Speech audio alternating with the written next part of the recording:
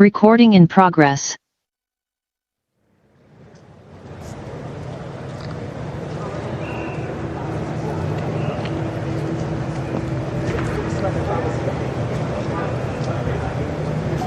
Questo è inglese. Ok, vado su francese.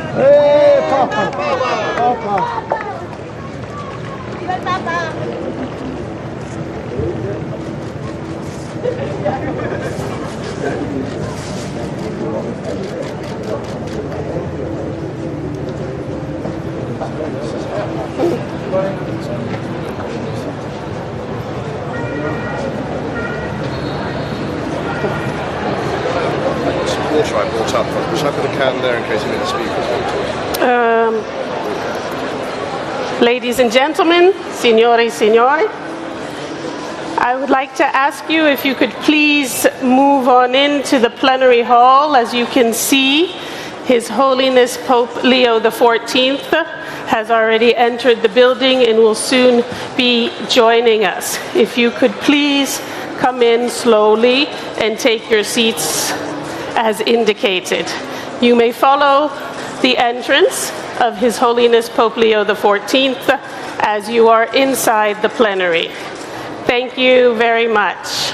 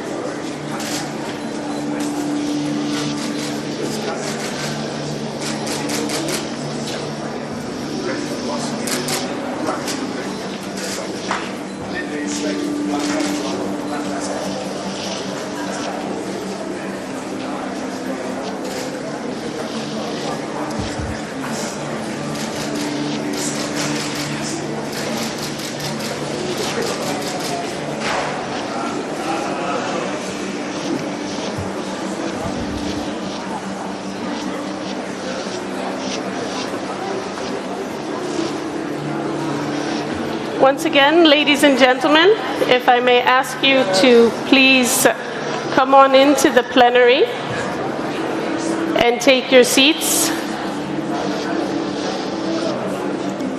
His Holiness Pope Leo XIV has already entered FAO, will be joining us today for this 80th anniversary and World Food Day Ceremony 2025, marking the 80 years, 8 decades of FAO's work in the service of others. Thank you for being seated. Today's ceremony, you will have official interpretation in the 6 official languages, including Italian. You'll know how to use, those of you who have been in the plenary, you know how to use your interpretation headsets, and we'd like to take this moment to thank all of the interpreters who will be with us and who have been with us for the entire week of the World Food Forum. Thank you for the great work that you do so that each and every one of us can understand and hear each other and continue the dialogue. We will have official presentations, but I am here with my colleague Richard Trenchard, who is the FAO representative in Afghanistan. Thank you, Richard, for being here with us today.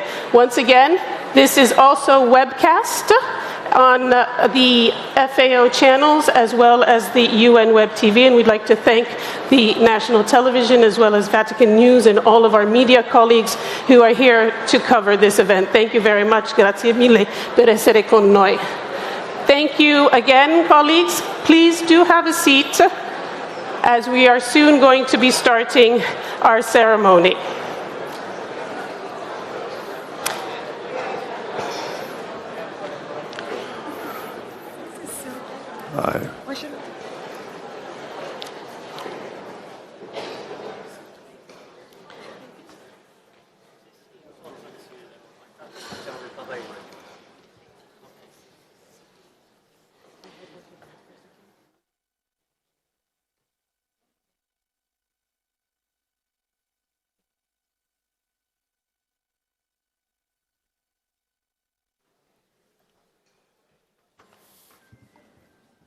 This is incredible. That's cool. Ladies and gentlemen, may I ask you to kindly take this moment to turn your cellular devices off for once.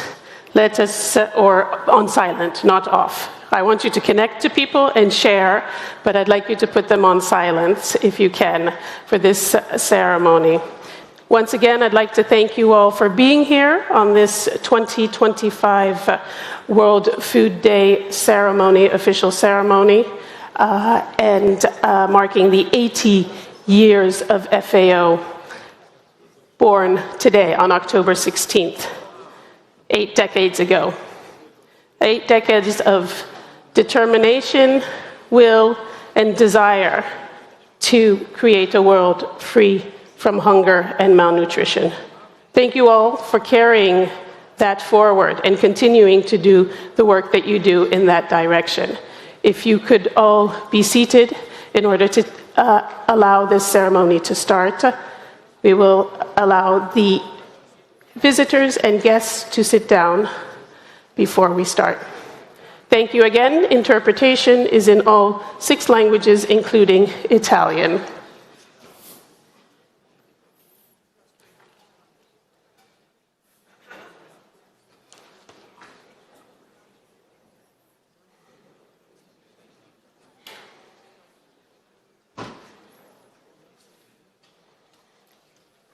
For those of you following us online, our first line of guests and keynote speakers are entering, and we will allow them to sit down before we proceed with the ceremony.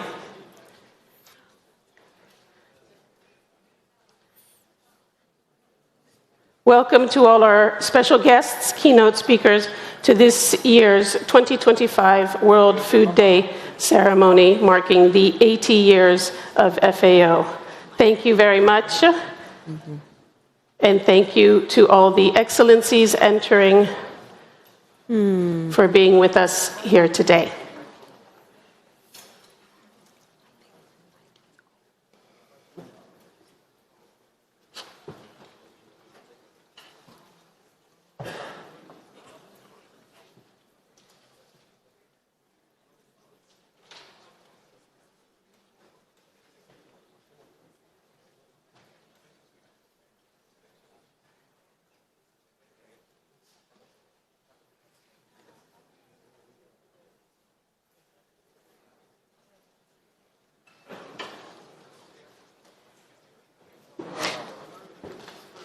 Once again, thank you for being here.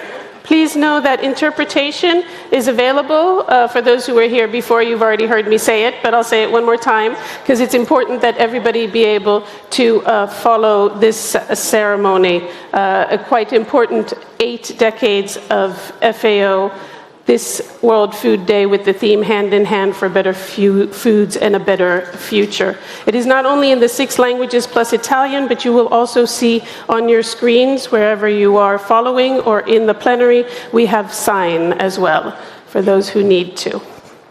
And we thank you for being here. We'll just let the last few cameras go. And as I see here, I would like everybody, if you would all please rise for His Holiness Pope Leo XIV.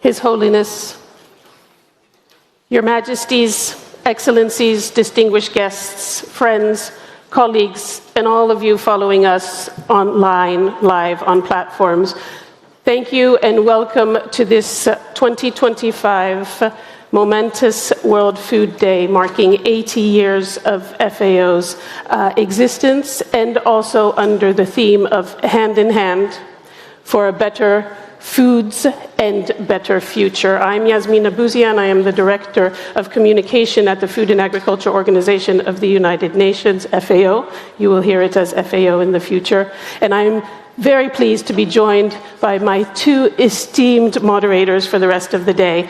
Richard Trenchard, who is the FAO representative in Afghanistan, and Monique Coleman, who is a global actress, first ever youth champion and new FAO champion. Thank you for being here with us. And together, we are honored.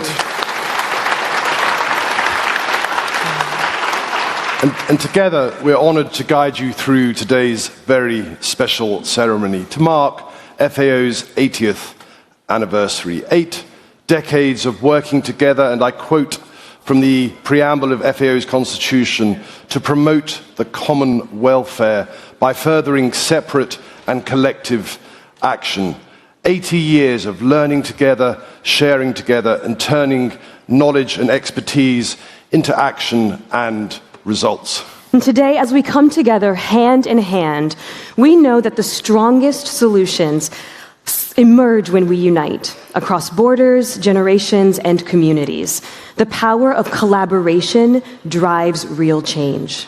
This is so true. We've seen this in the last 8 decades of the work that Richard has brought up as well. And we've seen this in this last week, where we have all come together in the World Food Forum under a number of different umbrellas to really do what we are meant to do, which is to have one common goal: to end hunger and malnutrition, and in today's world, to offer better foods for a better future.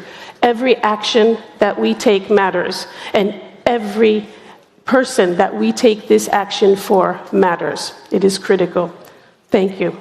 We'll take a moment to share with you these beautiful images from around the world on what it is and why we are all gathered here today. What is food? Food is life. Food is memory, roots, land, and the knowledge of our ancestors. the wisdom passed down with every harvest. Food is innovation. Food is caring. It's connections. It's culture. It's the way we nurture each other. Food is a right, not a privilege. Everyone deserves safe, nutritious food. Food is our future on a plate. 80 years ago, the world set out to end hunger and malnutrition. 80 years ago, the world made a promise to grow, share, feed communities, and live better through food. But today, hunger persists in spite of the best efforts of farmers, women and men, youth, indigenous peoples, who work with courage and care. This World Food Day, let's walk forward. Hand in hand. Honoring traditions. Cultivating new ideas. Engaging in innovation. Feeding communities. Transforming how we grow. Nurturing and harvesting a better future. To leave no one behind. Every action, big or small, brings us closer to a better life. We each have a role to play. When we join together across borders, cultures, and generations, we are part of the solution. The future of food belongs to all of us. Hand in hand for better foods and a better future for everyone.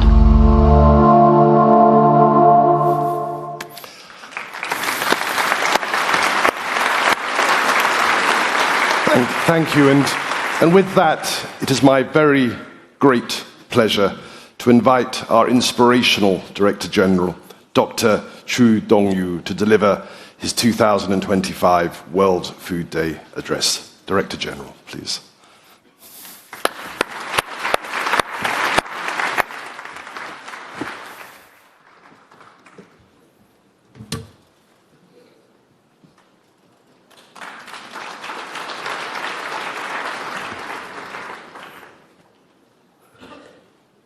Excellencies, ladies and gentlemen, good morning from Rome. Dear colleagues and friends, it is great honor and a privilege to welcome you to FAO headquarters today in the heart of Rome, the entire city, as we celebrate World Food Day and FAO 80th birthday. Congratulations to all of you. Happy birthday to FAO.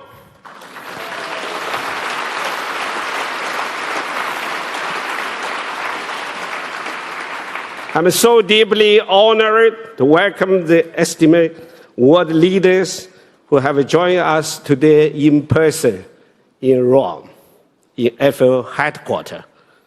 His Holiness Pope Leo XIV,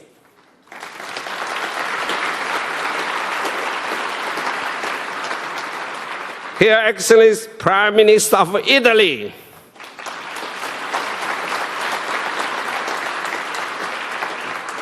Her Excellency Deputy Prime Minister of Foreign Affairs and International Collaboration of Italy,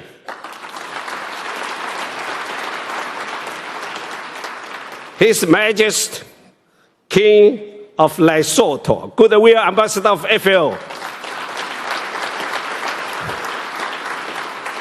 Her Majesty Queen of Spain, also Goodwill Ambassador of FAO,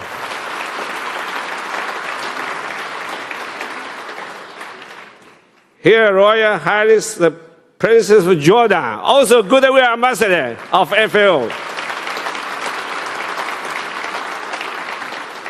Her Excellency President Oriental Republic Uruguay, His Excellency Prime Minister of Kingdom of Eswatini, Her Excellency First Lady of Federative Republic Brazil,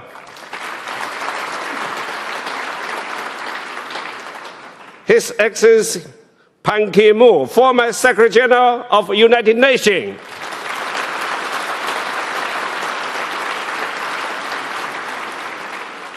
Minister of Agriculture and Rural Affairs, Special Envoy of President Xi of China,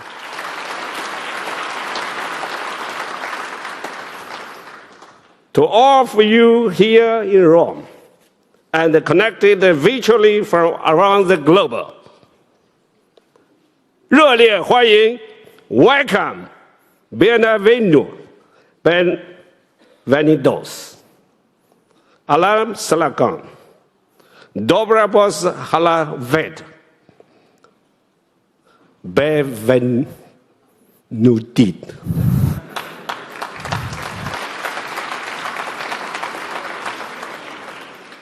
Your presence here today is a true reflection that hunger knows no borders, and that the challenge of food security demands unity among the nations, among the people. The world leaders and the people everywhere must come together, united by our collective belief, and that the right to food is a basic human right, and that peace is a prerequisite for food security. I'm particularly humbled to welcome His Royal Holiness Pope Leo XIV to FAO headquarters, first time forever, and the UN family since he enrolled in his holy position. Let's give the applause to the Holy Father.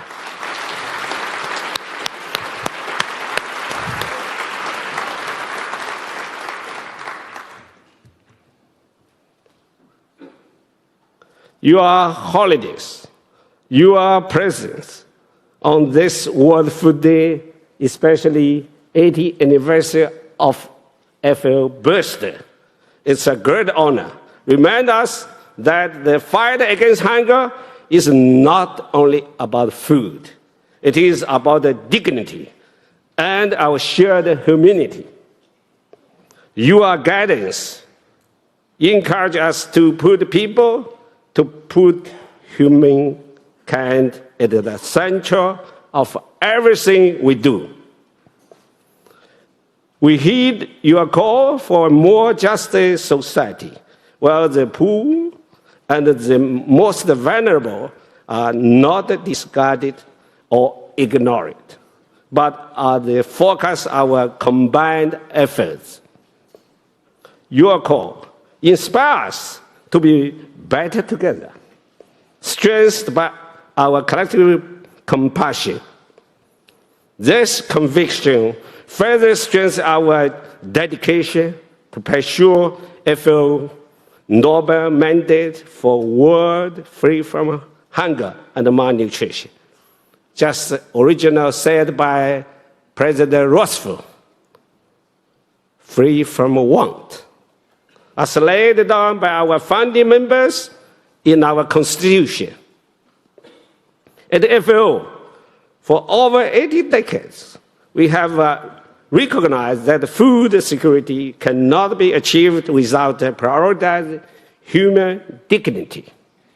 We have worked tirelessly knowing that only by ensuring sufficient nutritious food for the hungry and malnourished can we overcome global inequalities and poverty.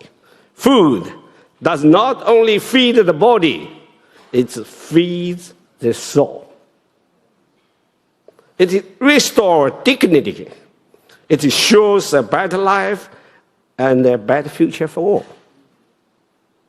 This is the FAO foundational aspiration of four betters for a holistic and integrated vision that leave no one behind. Better production to make certain that farmers are equipped to produce more with less. Better nutrition to ensure access for all families to safe, healthy, nutritious, and affordable foods. A better environment to safeguard our land, water, and the ecosystem for future generations to come. And a better life to make sure that all people, especially the most vulnerable, can live in stability with dignity and opportunity. They are the pathway towards the global transformation we need so that the next generations inherit a world where no one goes to bed hungry. Your Holiness has emphasized that the poverty is multifaceted and encompasses material, social, cultural, and spiritual dimensions. At the FAO, we recognize that hunger is both a cause and consequence of multi-dimensional poverty, and that needed to be tackled through a comprehensive cross-sectors and a multilateral approach that build on past lessons while concretely adopting forward-looking solutions. The transformation of global agriculture to be more efficient, more inclusive, more resilient, and more sustainable is the only viable way to address the economic, human, social, and environmental facets of the poverty and hunger. Today, we commemorate a historical moment. FAO was born from hunger, from the war, from the devastation. Our founders shared a simple vision. Working together, we can defeat hunger. Today, we remain steadfast in our conviction that we are better together. We must leverage FAO legacy to leave a world free from hunger for our children and grandchildren. Progress since 1945 has been immense, from 80% promisely down to the 8% in 1945 to 2024. Yet, hunger remains a reality for millions of people. We know that the world produces enough food for everyone. Yet, food availability, accessibility, and affordability are not equally for all. For 8 decades, FAO stood with the community of the nations, and together we have achieved so much. We successfully eradicated the deadly cattle disease, rinderpest, thereby helping to restore millions of livelihoods. The Codex Alimentarius was established, set the international standard to ensure the safe food for all. And in times of crisis recently, we acted together when the desert locusts hit East Africa in 2019. $231 million were mobilized, which saved $1.7 billion in crop and secured food for more than 40 million people. Avoid cheap overlapping crises, because afterwards the pandemic came. I really appreciate all the members' support, partners. I should mention the European Union and the World Bank and Russia, China, you name it. So United States and Canada, I remember they contribute there, 231 million for locusts. We just acted 1 year earlier. Otherwise, the disaster, real disaster. This success are the results of working together. It is the proof of the power of multilateralism at the best. History teaches us, however, that progress is fragile. Climate shocks, pestilence and disease, economic downturns, and devastating effects of the protracted conflict, respect no borders, destroy years of advancement, and show that no country can or should face this crisis alone. Around the world, more than 1 billion people work in the agri-food systems that feed us. Our legacy cannot be built without empowering those who produce our food and those who will inherit the system. We must continue to focus on the women's empowerment, secure land rights for women, providing them with access to credit and technology, recognizing their central role in food production and nutrition.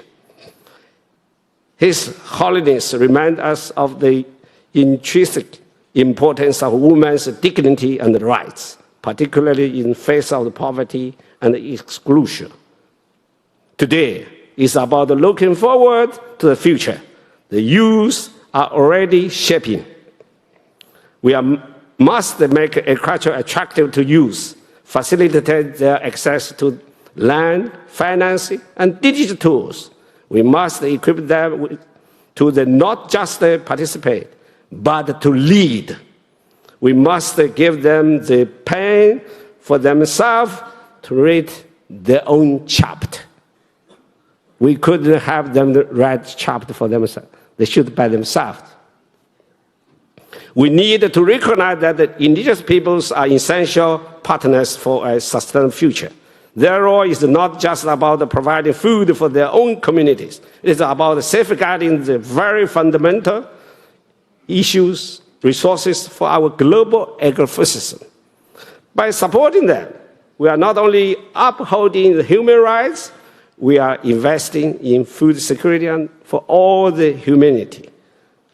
And we must strengthen and support smallholder farmers by providing them with tools they need to gain bargaining power, reduce post-harvest losses, and access larger markets.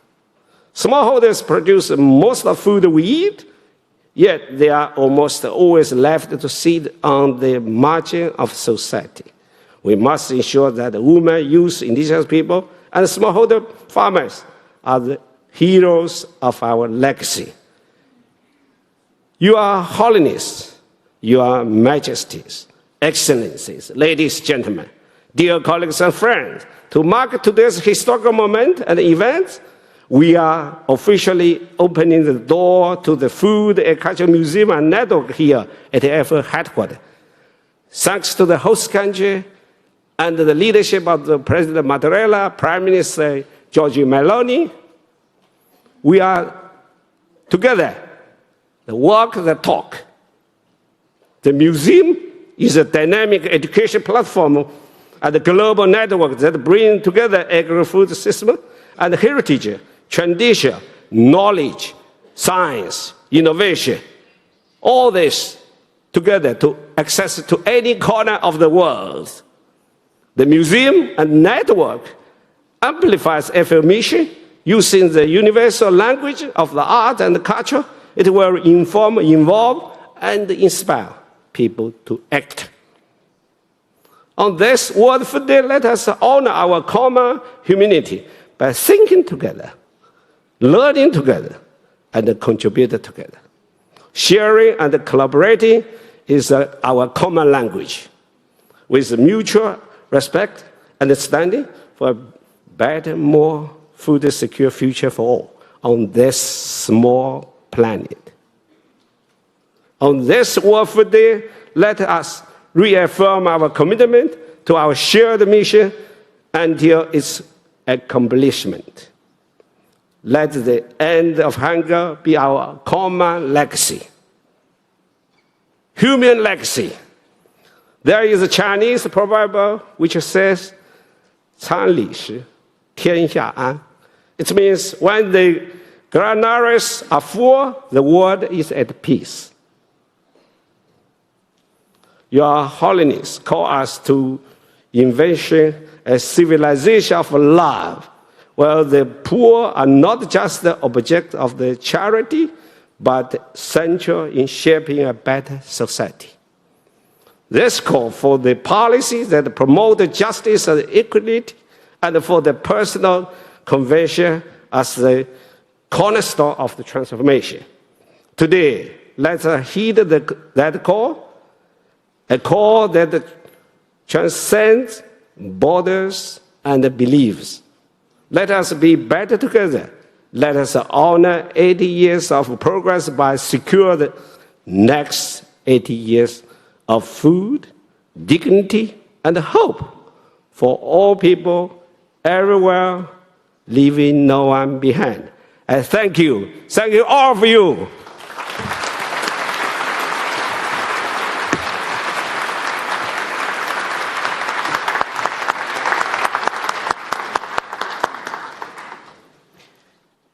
Thank you, Director General, for your words. Through his moral leadership and compassion, His Holiness Pope Leo XIV has inspired so many people of all faiths across the world. It is with an extreme honor and pleasure that I would like to introduce His Holiness Pope Leo XIV. Please join me in welcoming warmly His Holiness for his address.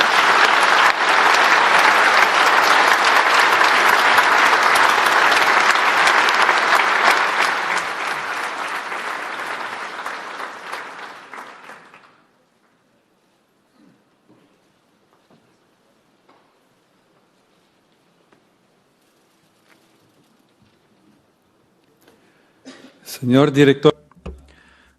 Director General, distinguished authorities, excellencies, ladies and gentlemen, at the outset, may I express my heartfelt gratitude for this invitation to share this memorable day with all of you. I come to this prestigious headquarters following the example of my predecessors on the throne of St. Peter, who held FAO in special esteem and proximity, aware of the important mandate of this international organization. I greet all those present with great respect and deference, and through you, as servant of the gospel, I express to all the people of the world my fervent wish that peace should reign everywhere. The Pope's heart, which belongs not to him but to the Church, and, in a way therefore, to all humankind, keeps alive the hope that, if hunger is defeated, peace will be the fertile ground from which the common good of all nations will arise. 80 years after the foundation of FAO, our conscience should once again feel the scourge ever present of hunger and malnutrition. Ending these evils is not just a matter for business people, officials, or politicians. It is a matter for us all to resolve, whether international organizations, governments, public bodies, NGOs, academia, and civil society. Indeed, we should not forget that this is a matter for each individual who sees in another's suffering a part of themselves. The hungry are no strangers. They are our brothers who must be helped without any delay. The goal which unites us today is both noble and pressing, mobilizing all possible energy in a spirit of solidarity so that nobody anywhere in the world lacks the food they need, whether in quantity or quality. Such an approach will put an end to the denial of human dignity which undermines proper development, unfairly forcing multitudes to abandon their homes and hampering understanding amongst peoples. Since its foundation, FAO has labored tirelessly to make the development of agriculture and food security priority goals of international policy. Therefore, with 5 years ahead before the completion of Agenda 2030, we must insistently remind ourselves that achieving zero hunger will be possible only if there is real will to do so, not mere solemn declarations. This is why we are called upon with renewed haste to answer a fundamental question. Where do we stand in our efforts to counter the scourge of hunger, which still so dreadfully afflicts so much of humanity? It is necessary and exceedingly sad to recall that despite technological and scientific progress and increased production, 637 million people in the world go to bed hungry. A further 2,300,000,000 cannot afford nutritious food. These are figures which we cannot view as mere statistics. Behind each of these numbers lies a vulnerable community, a life cut short, a mother who cannot feed her children. Perhaps the most distressing figure is the number of malnourished children, suffering disease and delay in their motor and cognitive growth as a result. And this is no chance happening. It is a clear sign of prevailing insensitivity, of a soulless economy, a questionable development model, and an unjust and unsustainable system for the distribution of resources. We live in an age where science has increased longevity, technology has bridged continents, and knowledge has opened up unimagined horizons. Therefore, allowing millions of human beings to live in and die from hunger is a collective failure, an ethical wrong-turning, and an historic fault. Present-day conflicts have once again prompted the use of food as a weapon of war, which contradicts all the awareness-raising work conducted by FAO over 8 decades. With each passing day, the consensus seems to fade amongst states that deliberate starvation is a war crime, as is the intentional prevention of access to food for communities or entire peoples. International humanitarian law, without exception, prohibits attacks on civilians and the goods essential for survival.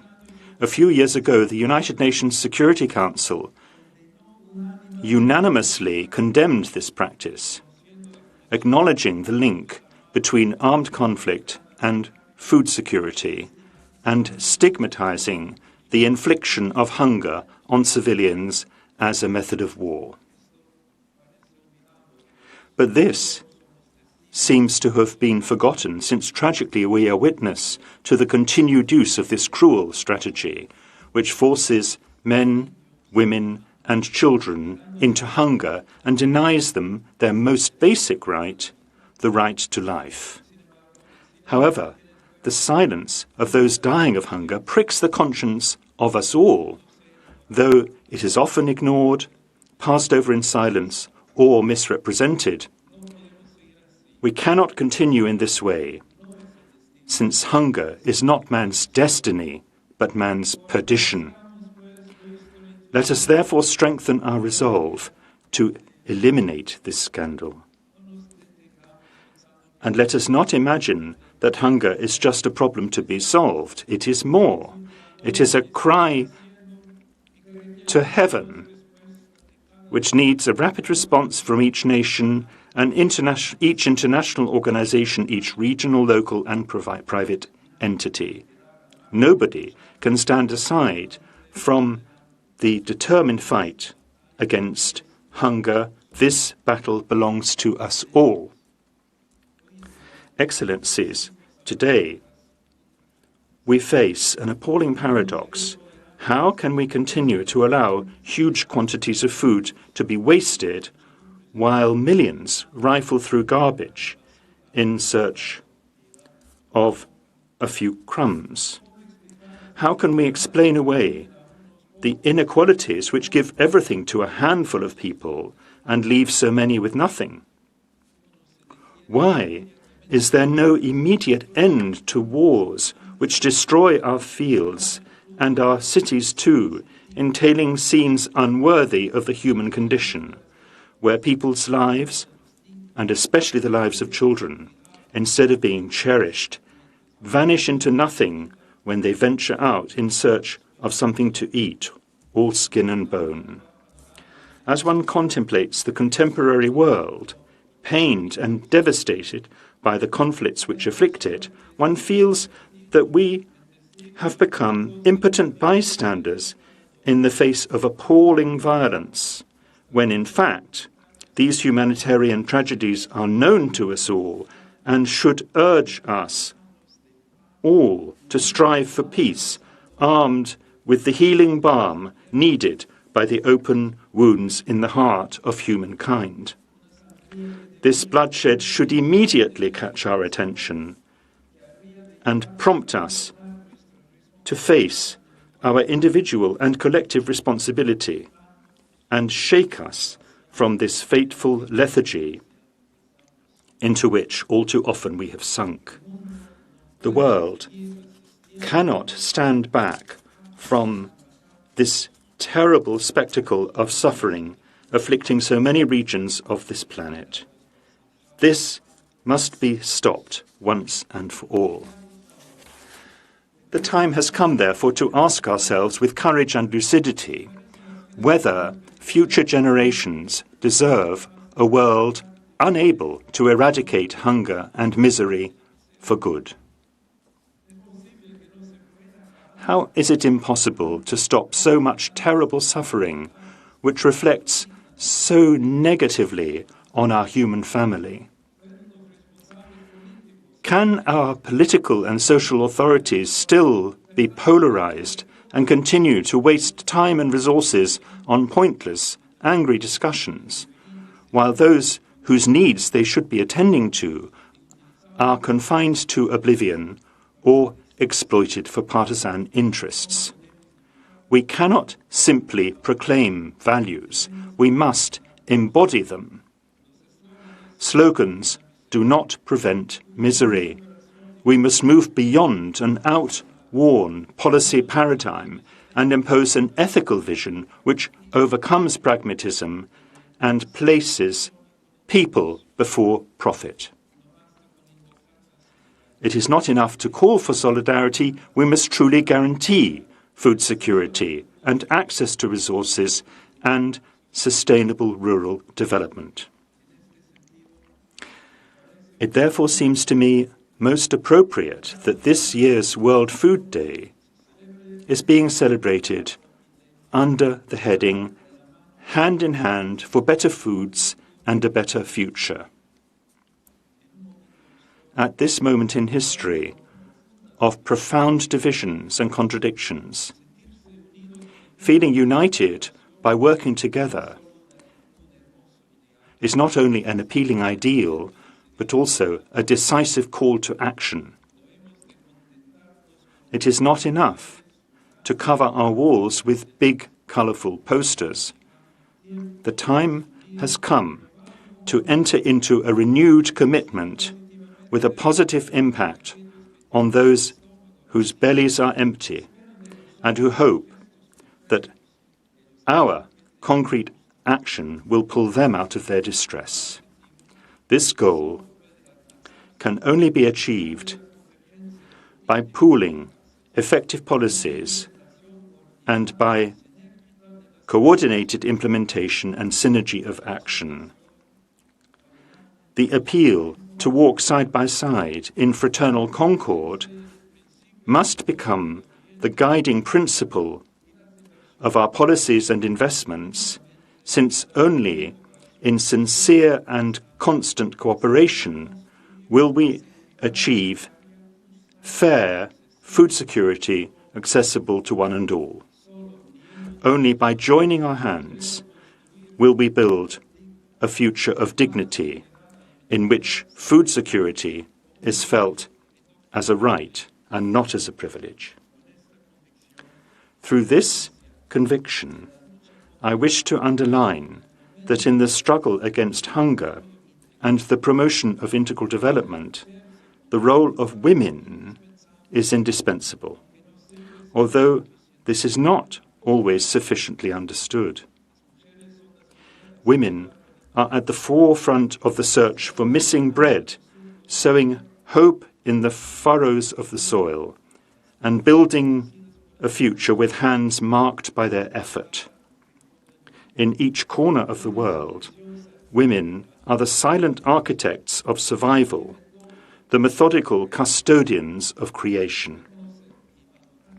Acknowledging and valuing their role is not just a question of justice, but also a guarantee of food which is more humane and more sustainable. Excellencies, aware as I am of the reach of this international forum, I wish unambiguously to underline the importance of multilateralism in the face of current temptations of an autocratic tendency in a multipolar and ever more interconnected world. More than ever, therefore, we must be bold in the means we use for international cooperation. It is not simply a matter of identifying strategies or making exhaustive diagnoses. What the poorest countries hold most dear is that their voice should be heard unfiltered, that their needs should be recognized. These countries hope for the opportunity to be included when it comes to solving their real problems, instead of imposing solutions upon them from distant offices, drafted in meetings dominated by ideologies which often ignore ancestral cultures, religious traditions, and customs deeply rooted in the wisdom of elders. It is vital to build a vision in which each player on the international stage can respond more effectively and more promptly to the genuine needs of those whom we are called upon to serve through our commitment day by day. Today, we can no longer delude ourselves by thinking that the consequences of our failures impact only those who are hidden out of sight. The hungry faces of so many who still suffer challenge us and invite us to re-examine our lifestyles, our priorities, and our overall way of living in today's world. For this very reason, I want to bring to the attention of this international forum the multitudes who lack access to drinking water, food, essential medical care, decent housing, basic education, and dignified work, so that we can share in the pain of those who are nourished by despair, tears, and misery alone. How can we fail to remember all of those who are condemned to death and hardship in Ukraine, Gaza, Haiti, Afghanistan, Mali, the Central African Republic, Yemen, and South Sudan, to name just a few places on the planet where poverty has become the daily bread of so many of our brothers and sisters? The international community cannot look the other way. We must make their suffering our own. We cannot aspire to a more just social life if we are not willing to rid ourselves of the apathy that justifies hunger as if it were background music which we've grown accustomed to, an unsolvable problem, or simply someone else's responsibility. We cannot demand action from others if we ourselves fail to honor our own commitments. By our omission, we become complicit in the promotion of injustice. We cannot hope for a better world, a bright and peaceful future, if we are not willing to share what we ourselves have received. Only then can we affirm with truth and courage that no one has been left behind. I invoke upon all of you gathered here today the FAO and its officials who strive daily to fulfill their responsibilities with virtue and to lead by example, the blessings of God who cares for the poor, the hungry, and the helpless. May God renew in each of us that hope which does not disappoint. The challenges that lie before us are immense, but so is our potential and the possible courses of action. Hunger has many names and weighs upon the entire human family. Every human person hungers not only for bread, but also for everything that allows for maturity and growth towards the happiness for which all have been created. There is a hunger for faith, hope, and love that must be channeled into the comprehensive response that we are called to carry out together. What Jesus said to his disciples when facing a hungry crowd remains a key and pressing challenge for the international community. Give them something to eat. With the small contribution of the disciples, Jesus performed a great miracle. Do not tire, then, of asking God today for the courage and the energy to continue to work toward a justice that will yield lasting and beneficial results. As you continue your efforts, you will always be able to count on the solidarity, engagement, the commitment of the Holy See, and the institutions of the Catholic Church that stand ready to go out and serve the poorest and the most disadvantaged throughout the world. Thank you very much.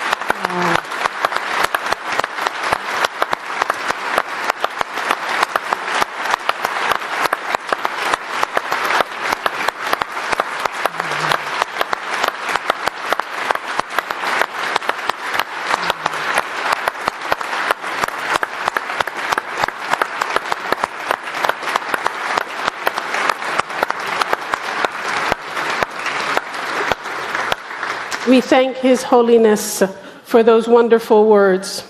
Inspired by the steadfast commitment of His Holiness to peace and a world free of hunger, it is incumbent on each and every one of us, nations and communities and individuals, to make sure that no one goes hungry in a world of plenty. I would like to thank all of the esteemed delegates and all of you.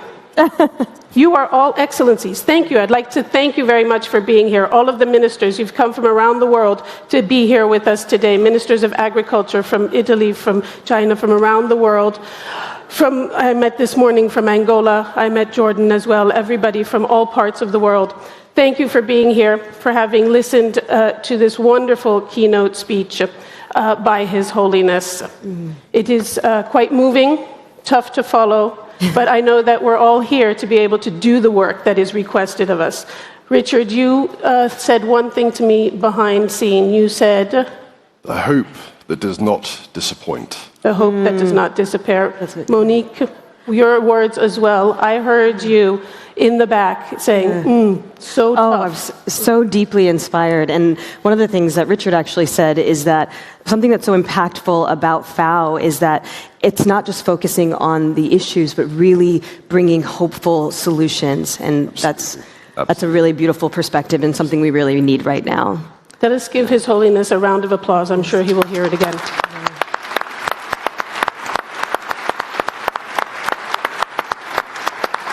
And we will have a short interlude while the Director General accompanies His Holiness Pope Leo XIV.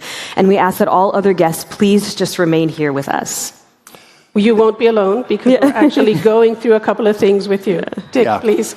Look, it's such a privilege to be here with you and to mark FAO's 80th anniversary. Over the years, I've worked in many, many countries for FAO, including several as FAO representative, country director. I've seen with my own eyes, I've felt with my own heart how access to food is about so much more than just nourishment, however important that is. Access to food is also about dignity. It's also about peace. It's also about stability. And I've seen how deeply food security and peace, how closely they're intertwined. Our shared efforts to strengthen agri-food systems and protect livelihoods matter so much today. Absolutely, Richard. You know, High School Musical taught me that we are all in this together. And as the first ever United Nations Youth Champion 15 years ago, I learned how advocacy and the partnerships that we build, including those beyond traditional systems, can drive real and lasting change. And so today, as I join you on this World Food Day, I especially want to shine a bright light on the food and nutrition needs of young people and women farmers all around the world. So one thing is that when I started my career, I started as a filmmaker and a photographer. And then I spent 2 decades with the United Nations around the world, be it in peacekeeping or peace building. And one of the things that really spoke to me is that you have to, and we all have to hear what is needed from the people who are on the ground and in all of the places where we work. So I think one of the best things to do is to go now on this journey together through videos and the voices of those people who are on the ground, resilient, doing implementing what it is that all of us in these rooms are talking about, what you were talking about, Richard. So we are off on a small tour. We will be stopping by His Majesty's homeland of Lesotho. We'll also be going to Sao Tome and Principe. We'll be going to the 8th UN Secretary General's home as well, the Republic of Korea, Ecuador, and Turkey. So please stay with us. We'll stop in the between this journey, but we'll be here with you.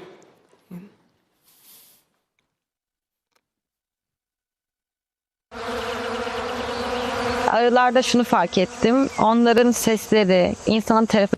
The sound of bees is therapeutic to me. Once I realized that, I could not walk away. I turned it into my profession, and I'm truly happy with the choice I made.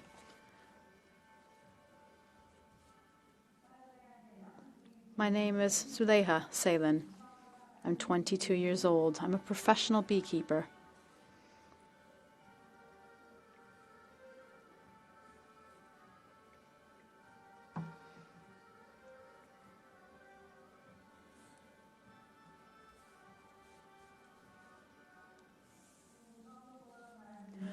One of the most valuable pieces of advice FAO gave me had to do with how I should sell my products.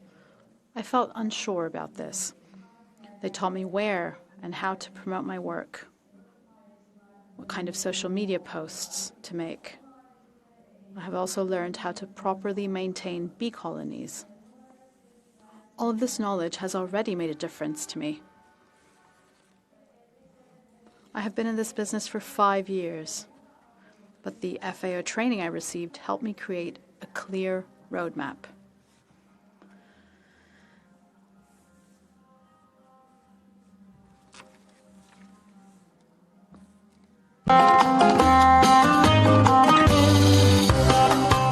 Ama yanlış yaptığımız kısımları These training efforts helped us clearly identify where we were going wrong. By correcting those mistakes and working in a more detailed, careful fashion, I plan to increase my capacity and produce higher quality, more sustainable products. I want to expand my farm. One day, I hope to have a family that earns its living through beekeeping. In order to achieve that, I plan to offer excellent products to people.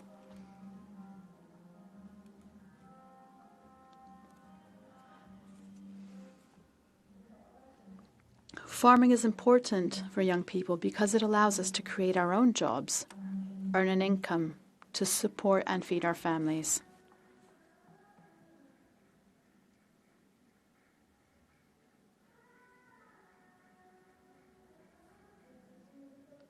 I was inspired to start farming potatoes so as to be able to feed myself and my family and to earn an income. The biggest challenge I experienced was that I did not have the money to buy potato seeds. However, FAO helped me by providing potato seeds and fertilizer.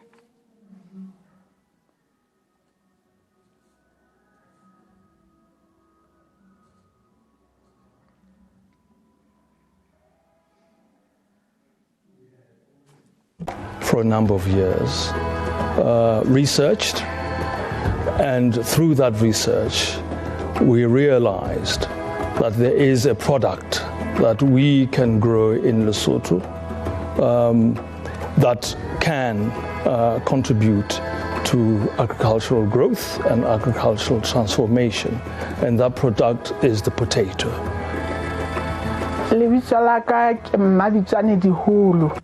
My name is Bitsawane Deholo. I'm a Mosotho mother of 7 children and a potato farmer. For the past 15 years, I have supported my family's livelihoods through farming. I also run a catering business, selling food to my community. I use my potatoes to prepare meals for my customers.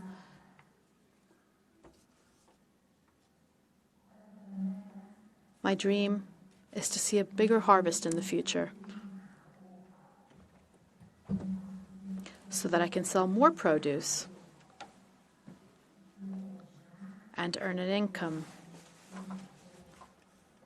and sustainably feed my family with my produce. My harvest is plentiful.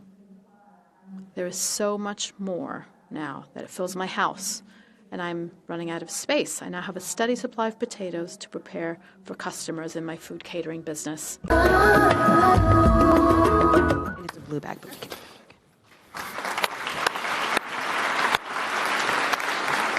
Thank you. We feel the wisdom of your words, Your Majesty King Letsie, as you teach us how potato farming has transformed rural livelihoods across Lesotho, particularly for women farmers. We also saw that in Turkey, beekeeping is helping young women to develop sustainable businesses for today, but also for their tomorrows. Let us now learn more about how FAO's globally important agricultural heritage systems programs is helping communities to protect their heritage and build resilient agri-food systems across the world. Thank you.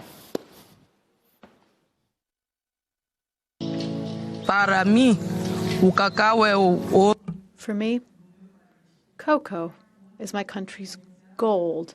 It is a major source of income and livelihoods for my family, for my community.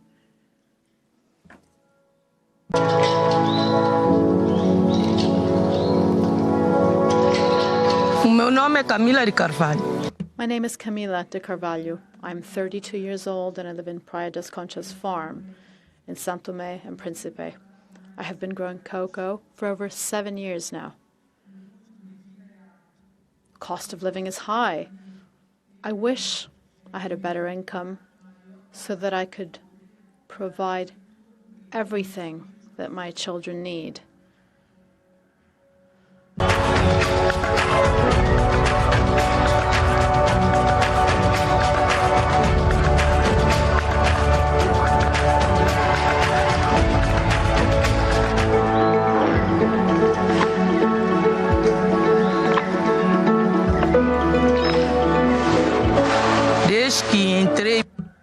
Since I joined the cooperative, my life has changed. I learned how to use a tablet, new techniques for weighing and drying cocoa, and my production has increased.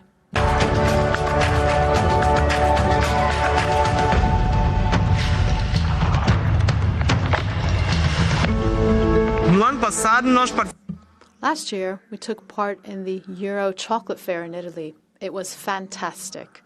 We took our chocolate, people bought it, they ate it, they liked it a lot. I dream one day of making my own chocolate to show that women can lead every step of the cocoa value chain, from soils to the final product.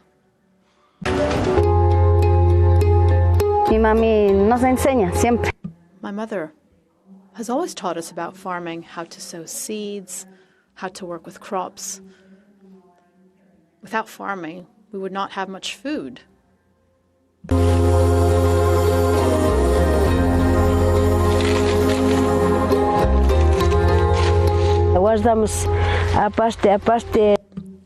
We set aside the maize right after the harvest. We choose the good, clean seeds. We store them. When the sowing season starts, we use these healthy seeds. The Quechua indigenous peoples have cultivated a unique farming tradition in the Andes of Ecuador. Fine-tuned by the ancestral knowledge of generations and the careful use of native seeds, this system, known as chakra farming, produces an abundance of food, despite the harsh conditions at altitudes between 2,500 and 3,400 meters above sea level. At the heart of this tradition are the women, guardians of the land and keepers of this living legacy. The agriculture is not an easy task. You have to understand the cycle of life of the planet, of the plants and of the animals in order to create agri-food systems that are resilient. The way women are doing it and the way FAO is recognizing this important role of women is something truly amazing. In 2023, FAO designated the Andean Chakra, an ancestral agricultural system of the Quechua communities of Cotacachi, as a globally important agricultural heritage system, recognizing its importance for food security and its contribution to agro-biodiversity conservation through traditional knowledge, sustainability, and resilience. Here, women are always the ones with the ideas, the initiative. We have to keep it that way. When I have my own family, I have to sow as my mother did, the same way she taught me. This will always stay with me. Just like mothers who always give and share. I feel like I receive endless, unconditional love from the ocean.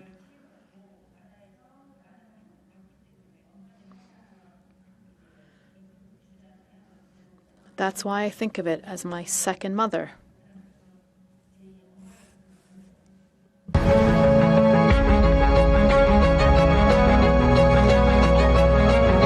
On a single breath, women from the Republic of Korea's Jeju Island dive into the sea to depths of 20 meters, harvesting shellfish, sea urchins and algae. Known as haenyo, or women of the sea, they've passed down this ancient skill for over 1,000 years. Now, the future of this sustainable fishing practice is uncertain. I have been diving for 12 years now. When I first began, the ocean was abundant. 너무나 바다가 많이 달라져 있어서 그때 제가 처음 시작할 때만 해도 해산물이 with seafood. Abundant with seafood and everything felt plentiful. I've been working as a haenyo for 56 years. The hardest thing now is that the ocean is becoming increasingly devastated. In 2023, the Jeju Haenyo fisheries system was recognized as a globally important agricultural heritage system by the Food and Agriculture Organization of the United Nations for its role in preserving and protecting the marine biodiversity. The fishing grounds of Jeju Island are in fact better preserved than other sea areas, due in part to mandatory restrictions on fishing. The haenyo have volunteered their own, even stricter rules. 제주도 같은 경우는 좀 특이한 Jeju is a unique case. To me, haenyo are women, and women are haenyo, and that is a source of tremendous pride.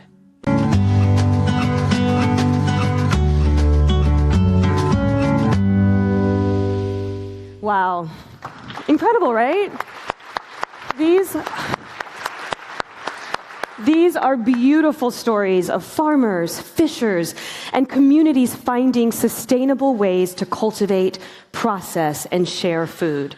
And we're all reminded that food is deeply connected to community, tradition, and innovation, that partnerships across countries and generations drive progress. That is so true, Monique. And in order to be able to deliver this progress and the effects on the ground, we need visibility. Yes. And visibility and support. And that's why the work that we do in terms of advocacy and forging these really meaningful partnerships is really critical. Absolutely. FAO Goodwill ambassadors, champions, food heroes, they all play a really important role. We have some of them with us here today, of course. And Monique, you've just joined as an FAO champion. I did. How do you feel? I'm very excited. And what does it mean to you? Oh my gosh. I mean, honestly, it means so much. Having the opportunity as someone coming from the entertainment industry, just to speak to what you said about visibility, I don't believe that there's a reason to have a platform if we don't use it to allow other people to stand on it and to do something good. So I am so proud to be an FAO champion. And I myself come from a family of smallholder farmers. And I believe that no matter the size of your platform, every single one of us has a role to play in using our voices to bring attention to urgent needs, to say what needs to be said, and inspire people to take action. So why don't we just take a moment to celebrate the work of FAO's Goodwill ambassadors, champions, and food heroes, and see the difference that they are making. Thank you, Monique. We'll take 2 minutes, and of course, you will hear from our very own Goodwill ambassadors who are royalty here with us today. Yay. Thank you very much.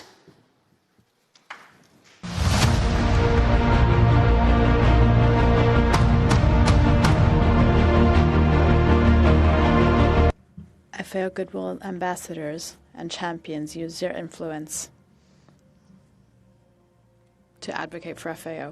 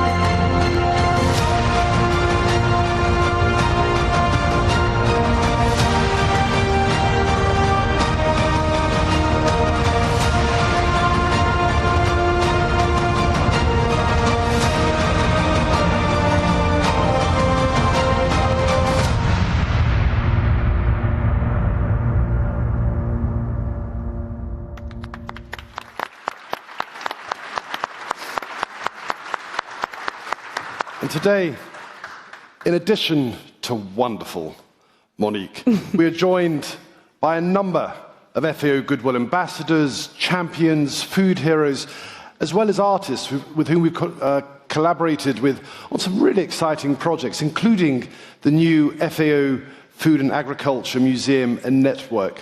Please join me in welcoming them and thanking them for their dedication and incredible work. Thank you.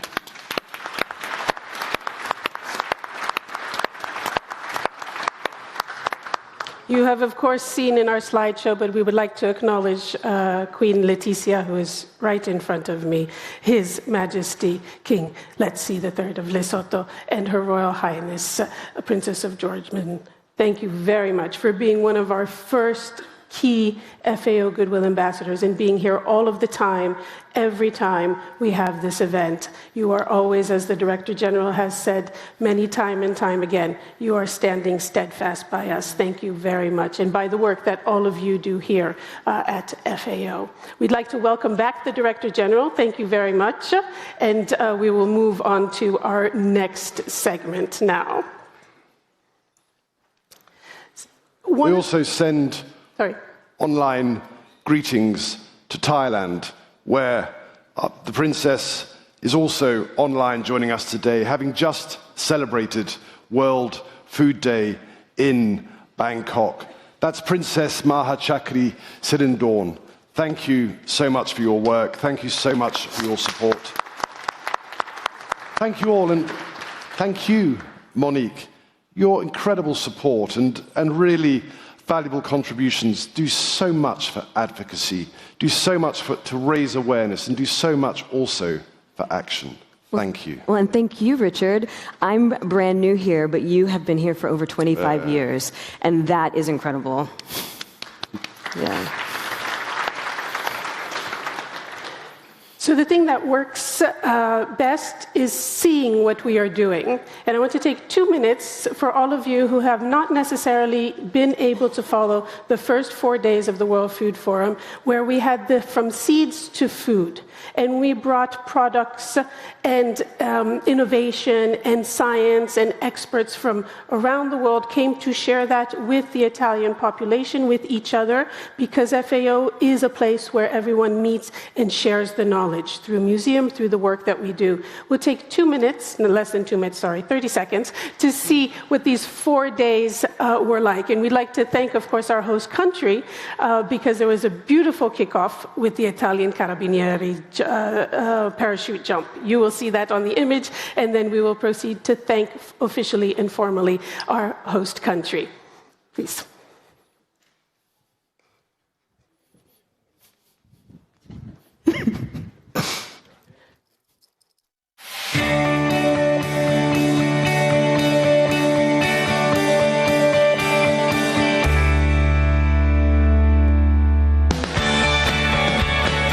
From seeds to the food is more than a title.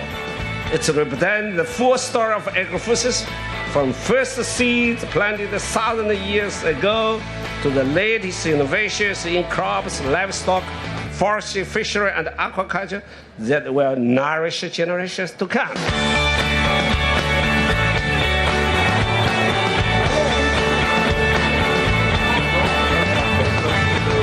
This installation, we are showcasing an example of protected cultivation.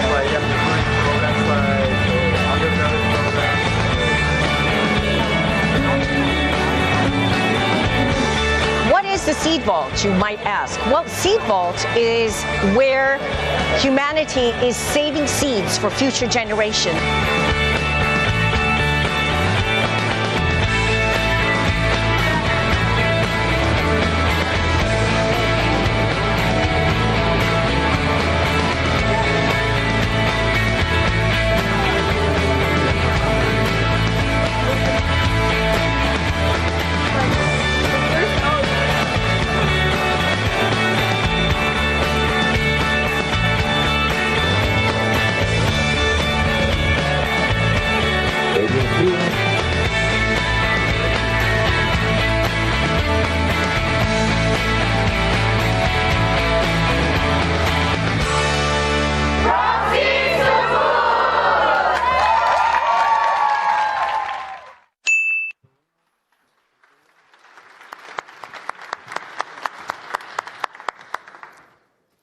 as you will have seen, living in a place and sharing with the community in the place is absolutely critical.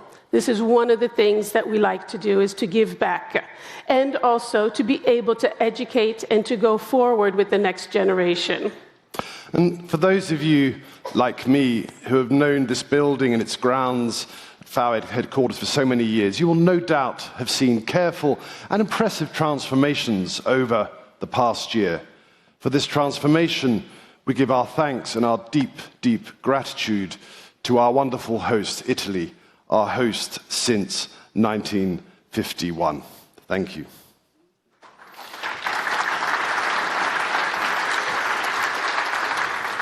As some of you may not have had the opportunity to walk around the grounds and see the transformation, stay with us 2 minutes, less than 2 minutes. I keep saying 2 minutes, but less than 2 minutes to see in rapid motion what has transformed.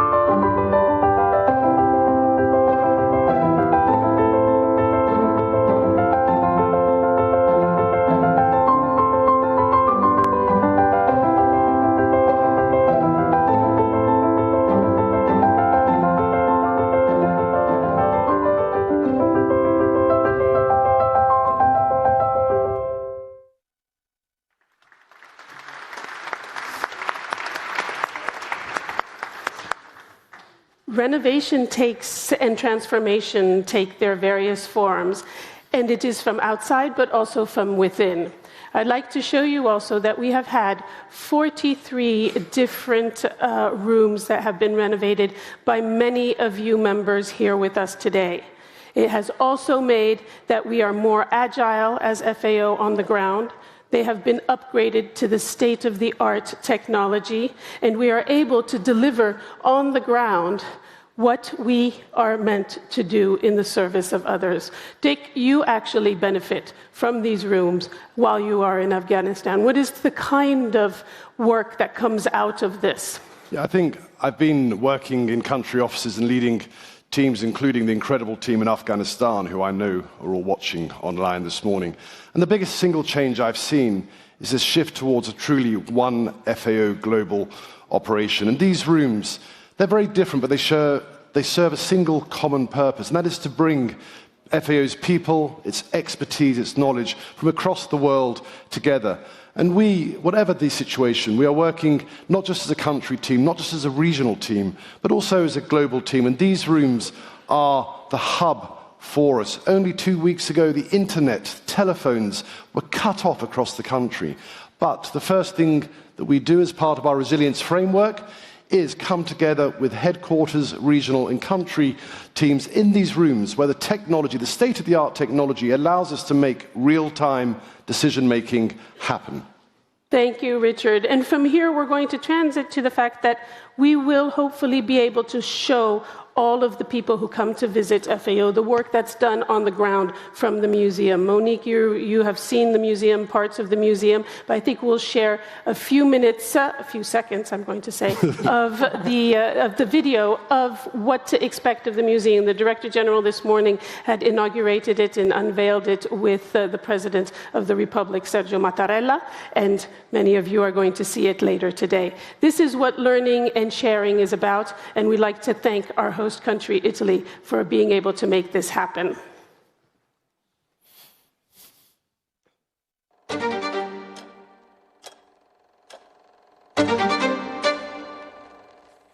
For 80 years and counting, FAO has been working to build a food-secure world. On the 16th of October 2025, FAO's 80th anniversary and World Food Day, a new chapter begins.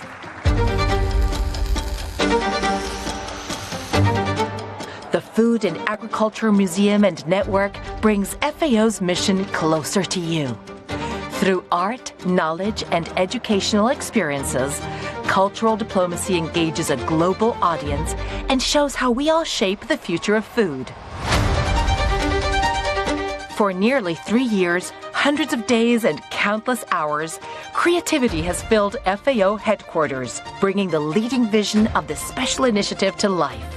Art directors, designers, writers, and digital specialists worked with passion and dedication alongside engineers, architects, security, IT, and logistics experts, together with librarians, photographers, and videographers to craft a unique space for sharing knowledge, traditions, and innovation from FAO members, offices, and experts around the world.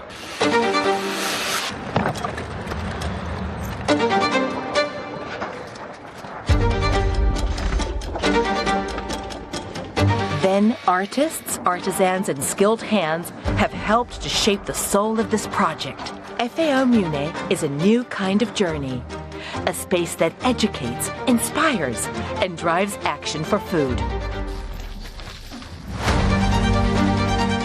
Made possible with the support of the Italian Ministry of Foreign Affairs and International Cooperation and a wide network of partners, FAO Mune is a living space where ideas spark action.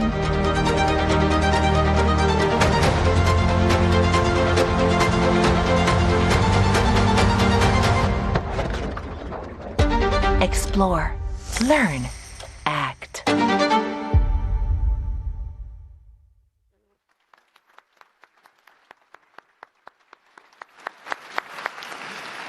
This museum has been a true vision of our Director General, and it's wonderful that this morning it was inaugurated with the President of the Republic of Italy. We also have a video message to mark the 80th World Food Day from the President of the People's Republic of China, Mr. Xi Jinping, which will be delivered by the Minister of Agriculture and Rural Affairs of China, His Excellency Mr. Han Zhong, who I believe is here today to deliver the message on behalf of the President. Thank you very much.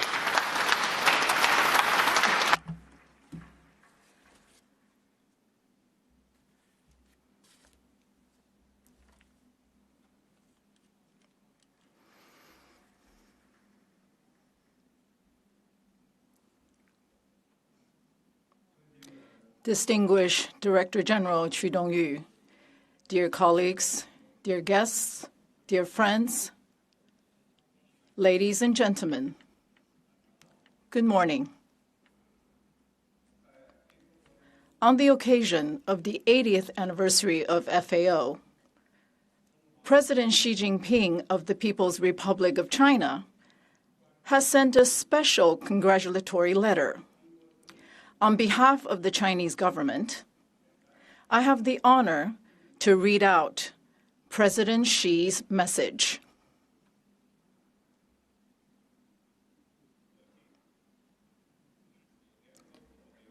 On the occasion of the 80th anniversary of FAO, I would like to extend my sincere congratulations. FAO is the leader in the field of food and agriculture.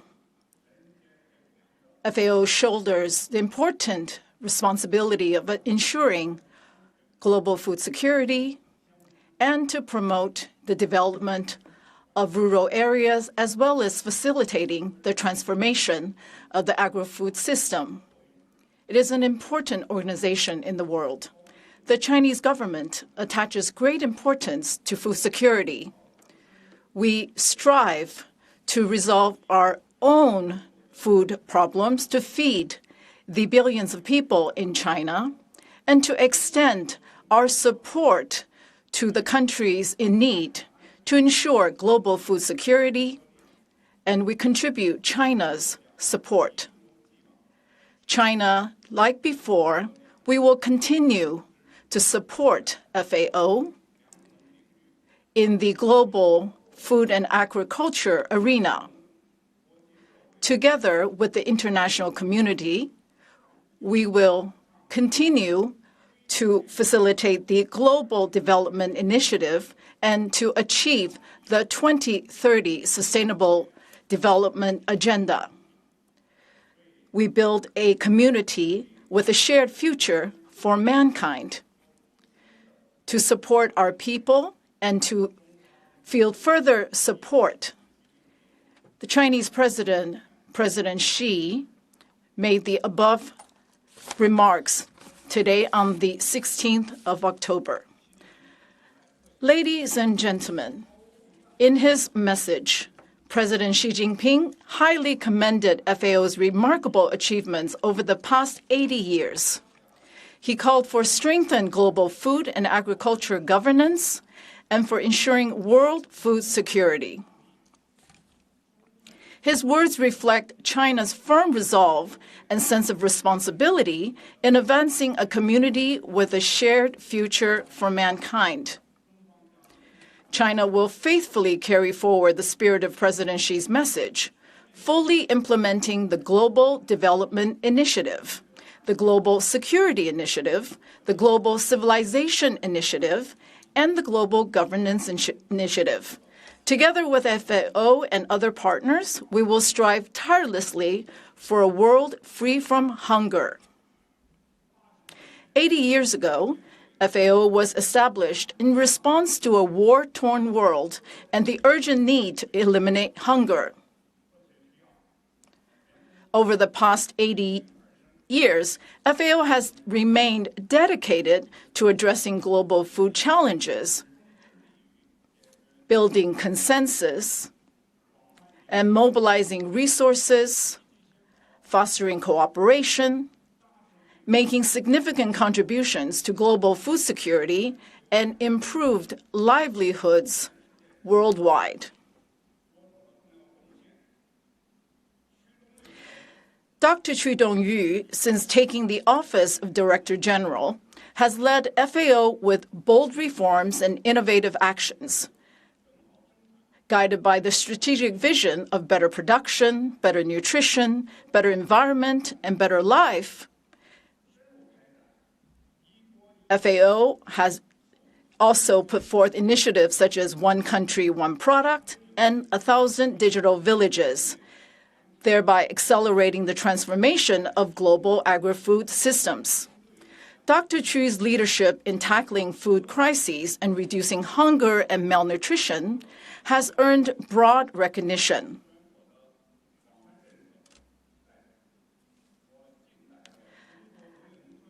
On behalf of the Ministry of Agriculture and Rural Affairs of China, I'd like to express our sincere appreciation to Director General Chu and all FAO staff for their dedication and service. China, as the world's largest developing country and a responsible major state, China has always been a steadfast supporter and an active participant in global food and agricultural development. We have prioritized food security as the foremost task of state governance, thoroughly implementing the national food security strategy of prioritizing domestic production, ensuring production capacity, maintaining appropriate imports, and leveraging scientific and technological support. In 2024, China's grain output surpassed 700 million tons for the first time, with per capita availability reaching 500 kilograms. Our self-sufficiency rate for cereals exceeds 95%, and for wheat and rice, it stands at 100%. Basically, we have achieved self-sufficiency, and with just 9% of the world's arable land and 6% of its freshwater resources, China feeds over 1.4 billion people, firmly holding our rice bowls in our own hands. At the same time, we are making an extraordinary contribution to global food security. Guided by a people-centered philosophy, China has made historic progress in poverty alleviation. Since reform and opening up, over 800 million people have been lifted out of poverty, accounting for more than 70% of global poverty reduction. Since the 18th National Congress of the Communist Party of China, we have mobilized the entire nation to implement targeted poverty alleviation. In 2020, we won the battle against poverty and built a moderately prosperous society in all respects, achieving the poverty reduction goals in the UN 2030 Agenda 10 years ahead of schedule. Over the past century, under the leadership of the Communist Party of China, our nation has journeyed from liberation to securing adequate food and clothing, from basic to moderate prosperity, and from overcoming poverty to advancing modernization with Chinese characteristics. China's development has made significant contributions to global poverty reduction. We have also courageously shouldered our international responsibilities in pursuit of shared global goals. China has contributed $130 million to establish the FAO China South-South Cooperation Trust Fund, promoting international exchange and cooperation in agriculture technology. Under the FAO South-South Cooperation Framework, China is the largest contributor of financial assistance, experts, and projects. Hybrid rice from China has been introduced to nearly 70 countries across 5 continents, while the Juncao technologies have taken root in over 100 countries. These efforts have helped many developing nations enhance agricultural productivity, providing strong support for the shared goal of a world free from hunger and malnutrition. We actively participate in and promote the strengthening of global food and agricultural governance. As a founding member of FAO, China has consistently upheld genuine multilateralism, safeguarded FAO's central role in global food and agriculture governance, fulfilled its international obligations, contributed public goods, and promoted the establishment of fair and equitable agriculture trade rules. Furthermore, we've supported the GS initiative and worked with all members to build a more just, rational, and effective global governance system for food and agriculture. Ladies and gentlemen, dear friends, ensuring food security remains an enduring challenge for all nations. Amid today's complex global landscape, extreme weather events and geopolitical tensions pose severe threats to global food security. Achieving the zero hunger goal under the UN 2030 Agenda requires stronger consensus and collective actions from the international community. Allow me to share 3 points for your consideration. First, we should enhance communication and deepen practical cooperation. We need to strengthen multilateral and bilateral exchanges at the government level, focusing on agricultural production, technological innovation, and smallholder development to contribute to global food security. China stands ready to deepen mutually beneficial agricultural cooperation, enhance policy coordination and technology sharing, and promote trade to build resilient and sustainable food supply chains.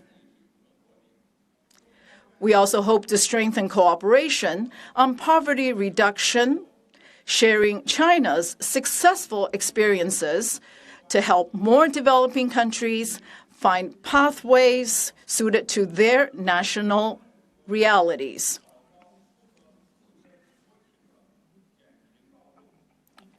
Together, we will advance the global poverty reduction process and contribute to building a community with a shared future for mankind, free from poverty, and characterized by common development.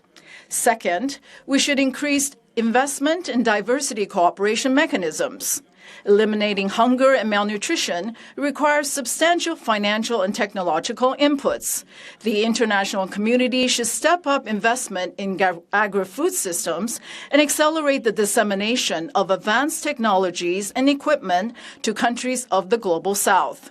We hope that developed countries will honor their commitments by providing greater financial and technological support, while developing countries contribute according to their capacities. Third, we should leverage platforms to improve global food and agriculture governance. We support FAO in playing an even greater role in international food and agricultural governance and advancing reform of the global governance system. This includes enhancing the representation and voice of developing countries, strengthening the effectiveness of existing mechanisms, and coordinating efforts to place food security at the heart of the global agenda. Together, we can write a new chapter in global food and agriculture governance and raise food security to new heights. Thank you very much.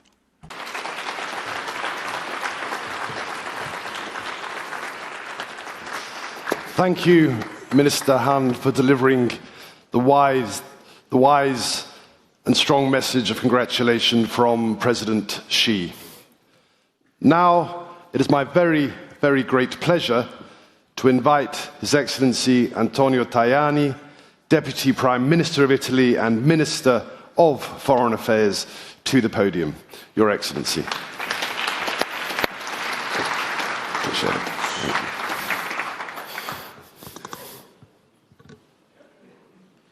Majesty, Majestad, General Director, it's an honor for us to host in Italy, in Rome, this very important institution. But we need to transform our honor in concrete actions, because we need to fight for achieving good results. The message, or hay que hacer más, mucho más. Il faut faire beaucoup plus.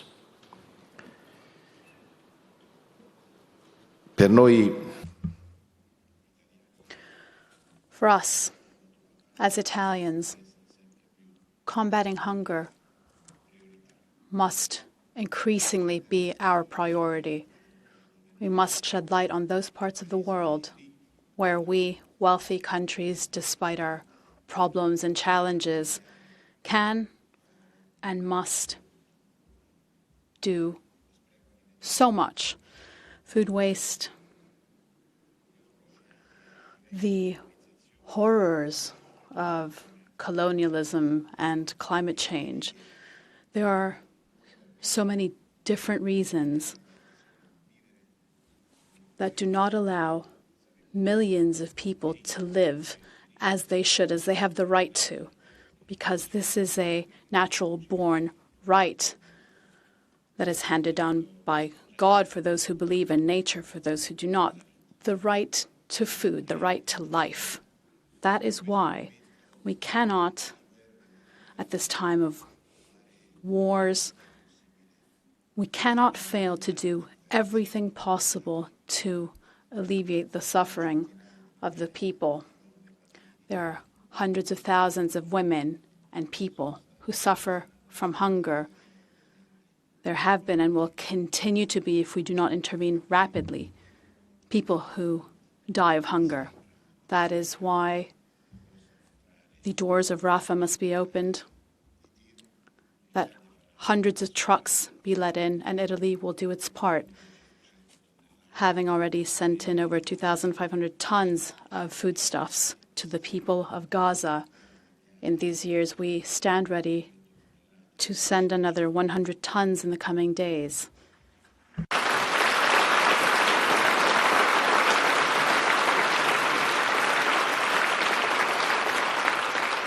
Sarà per noi la più grande operazione. This, for us, will be the biggest humanitarian operation. We will also stand ready to greet sick children who are the victims of food insufficiency. We will be ready to welcome them to our country as we have done to date. In the coming days, we will let in more sick children. This is our duty, and I'm proud to say that Italy is one of the world's countries, along with many other Muslim countries, to have let in the biggest number of children and their families and refugees from Gaza. And we wish to heal them in our best hospitals.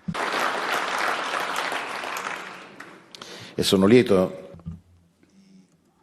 Also, I'm pleased to announce that Ambassador Arki, Special Envoy for the Reconstruction of Gaza, was nominated with a focus on humanitarian affairs.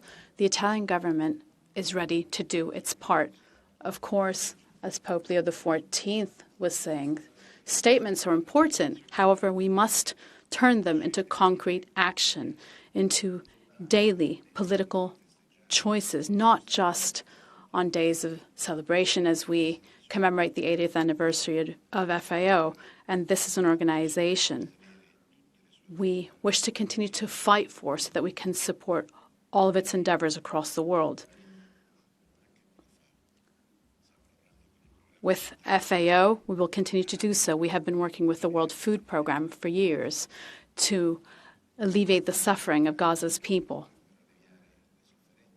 Let's also work to alleviate the suffering of the people of Ukraine who have been bearing the brunt of an unfair war for many years. We do not want more people to suffer from hunger there as a result of the war. That is why we have a draft resolution for the UN General Assembly for an Olympic truce, as Italy will be hosting the Winter Olympics in Milan and Cortina next year. It would be very important for us to have the support of all your countries. It is a tradition to have this ceasefire, but it's important that we do so differently this time. Every day, we shed light on the war in the Middle East, the war in Ukraine,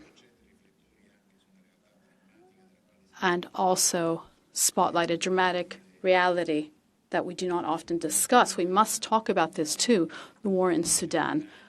Thousands of people have died. There are hundreds of refugees, women and children. There too are dying of hunger. We cannot fail to firmly shed light on what's happening there too. We must do this with determination there and other parts of the world. In the East, not just in Africa, there are indigenous peoples who are starving, also in Latin America, at the heart of the continent. That is why we as the Italian government have sought to make Africa a strategic priority. We have given life to the Mattei Plan and the entire policy of the Italian government, starting with its commitment in the G7 and Europe and NATO, seeks to ensure that the African continent, which has a wealth of resources, can stop suffering from poverty in many other countries, as has emerged from the images we've seen, where there is a risk of starvation, as well as the risk of dying from diseases. That is why we truly believe that we must support, as Italy does, the Gavi project for the production of vaccinations in Africa so as to prolong the life of children who must not die at the age of 1, 2, or 3. We must do much more than this. Hunger, malnutrition, and disease still kill too many people across the world. We wish to do our utmost so that our know-how, also through our collaboration with FAO, might be used.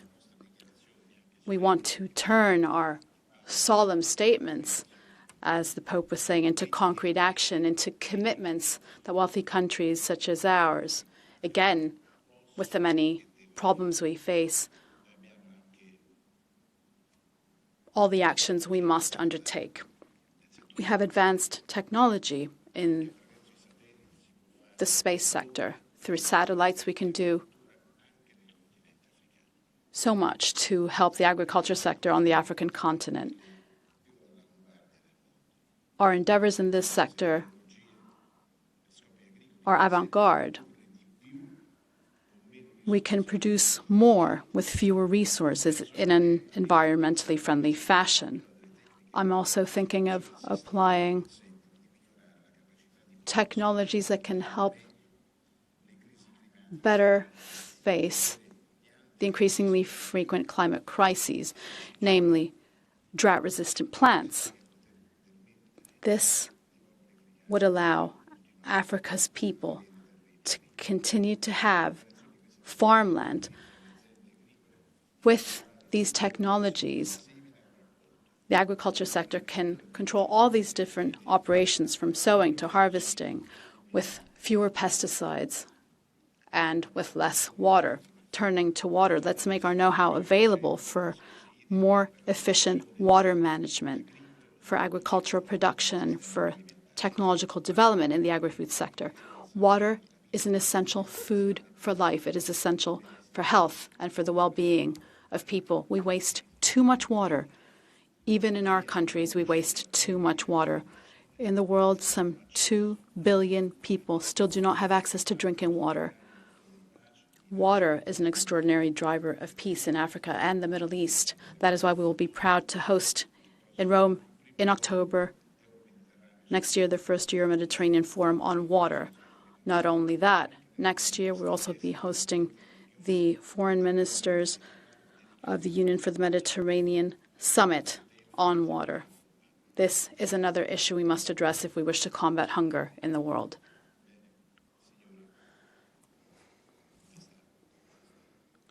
Majesty, Majesty, heads of state and government, ladies and gentlemen, together we can look beyond our political differences and our different organizations. There are priorities that stretch far beyond our differences, our different mindsets and cultures.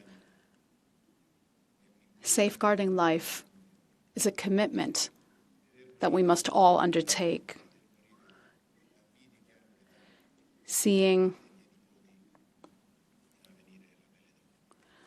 children the same age as my grandchildren die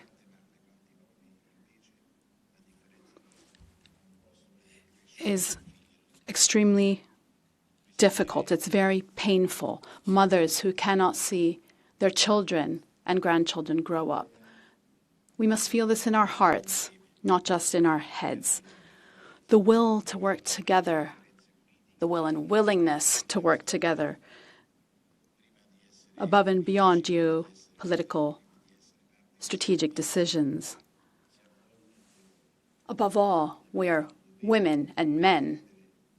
This goes beyond our individual roles, and we must always safeguard human life. That must be a priority for each and every one of us, as a minister, as an Italian citizen, and as a man. That is the appeal I wish to put out there. I guarantee my commitment, that of my ministry, and that of the country as a whole, so that we can save more and more human lives in the world as we combat hunger. Thank you all very much, and happy anniversary, FAO. Grazie.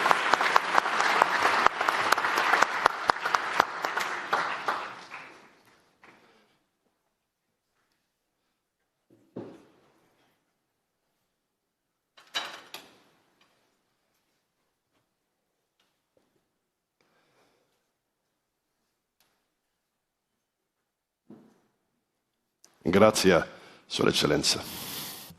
Thank you, Excellency.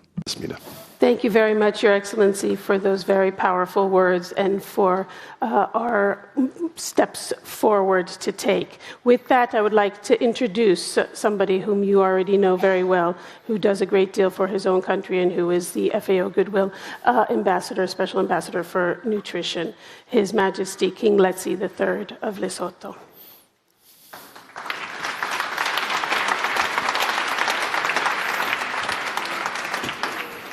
Your Majesty.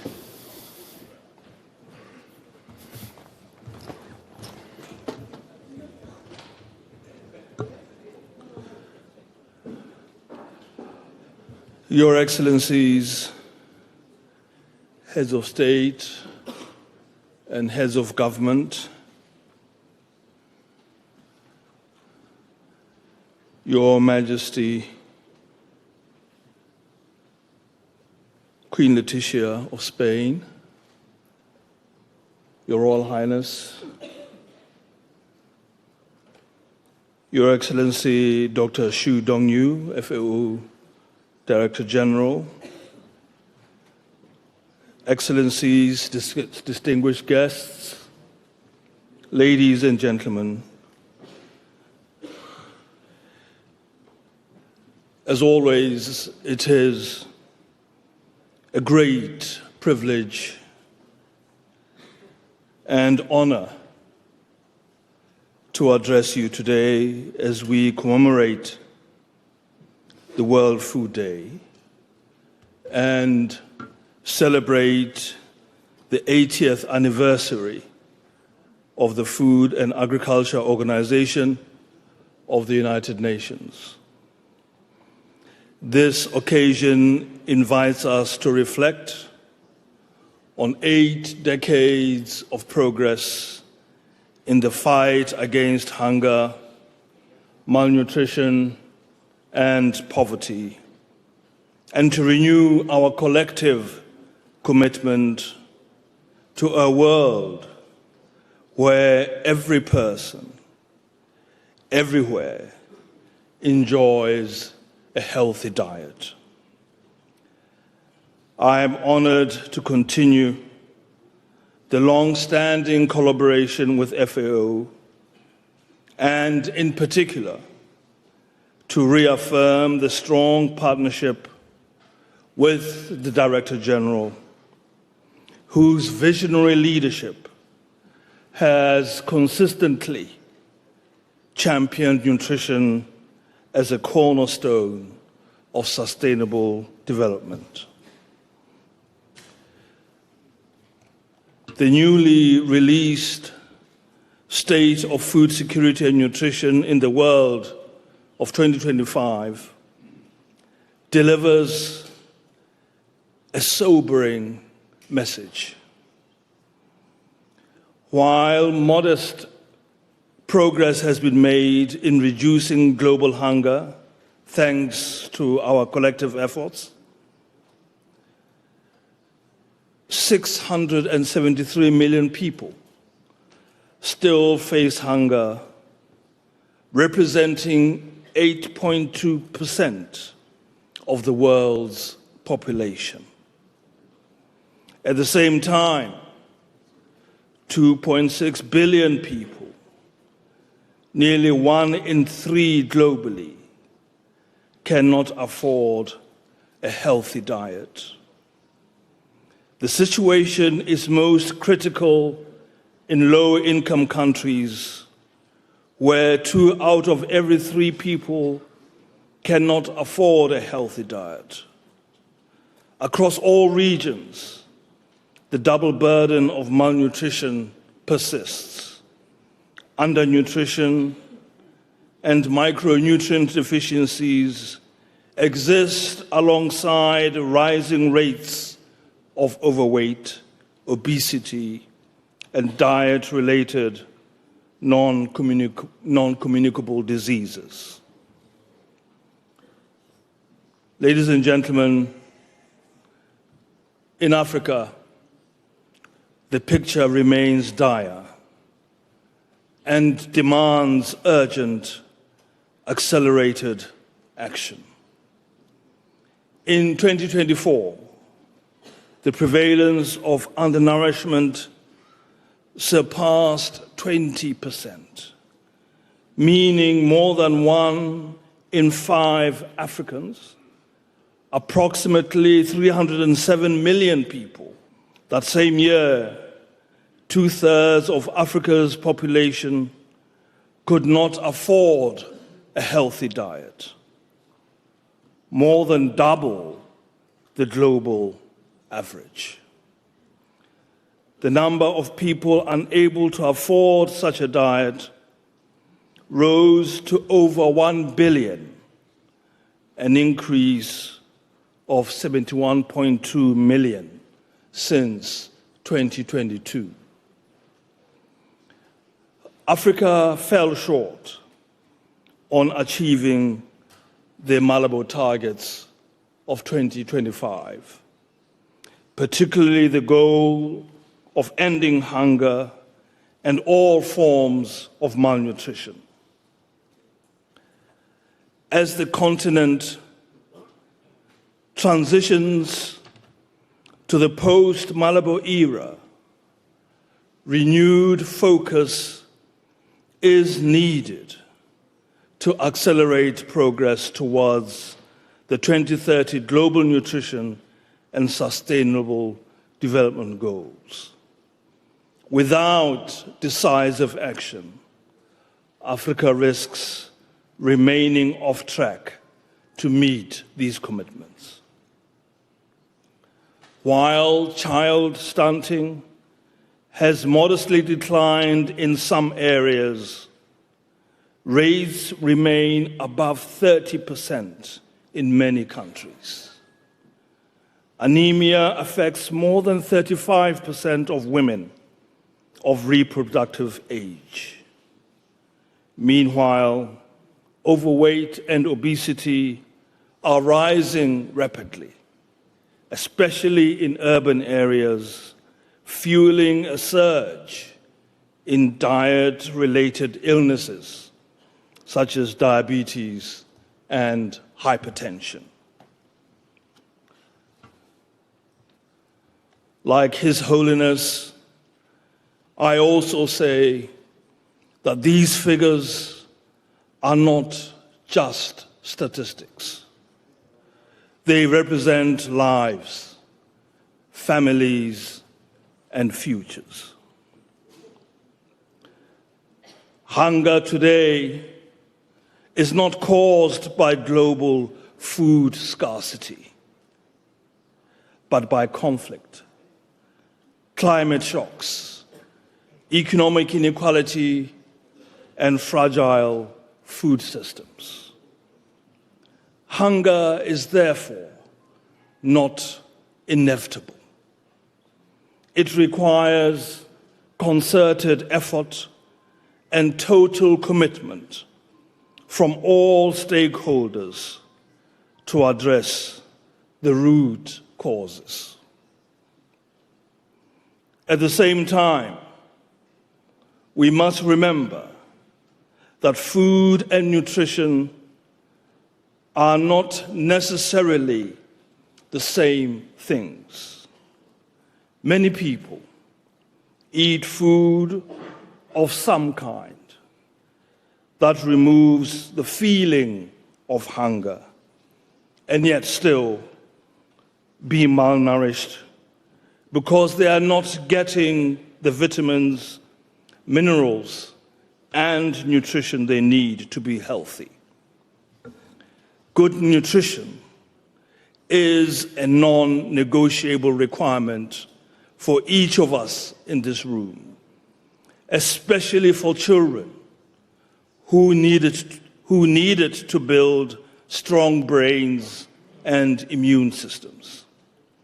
That is why we must take every opportunity to ensure people have access to healthy diets and nutrition services at every phase of their lives.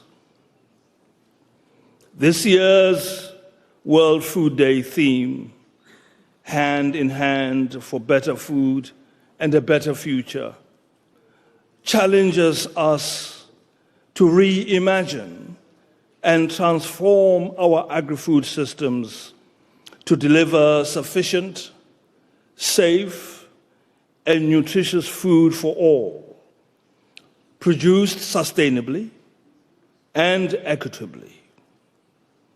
It is a call to action, urging governments, financial institutions, businesses, civil society, and communities to commit to collective efforts backed by sufficient investment.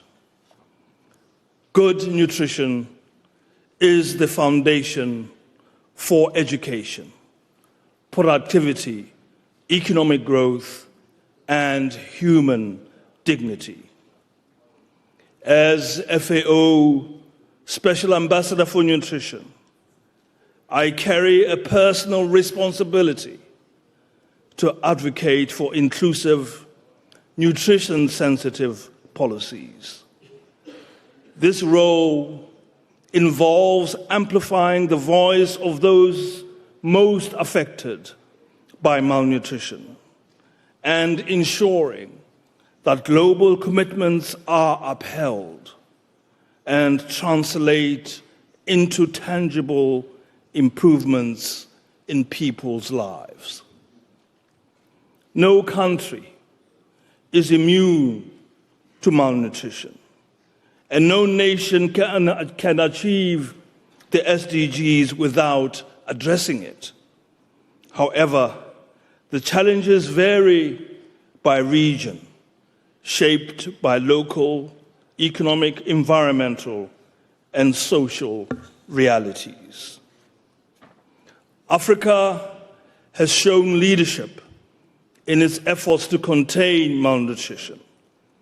The African Union's Africa Leaders for Nutrition Initiative, the Abidjan Declaration, and the Karab Malabo and Kampala Declarations have placed nutrition firmly on the development agenda.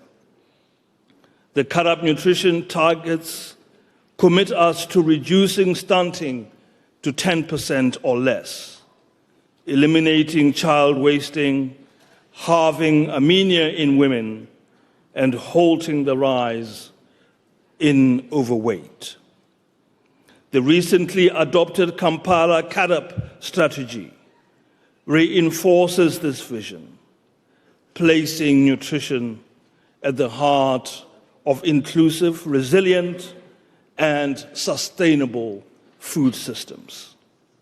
I commend FAO's strong support in developing this strategy and ensuring that nutrition is integrated and tracked across all levels.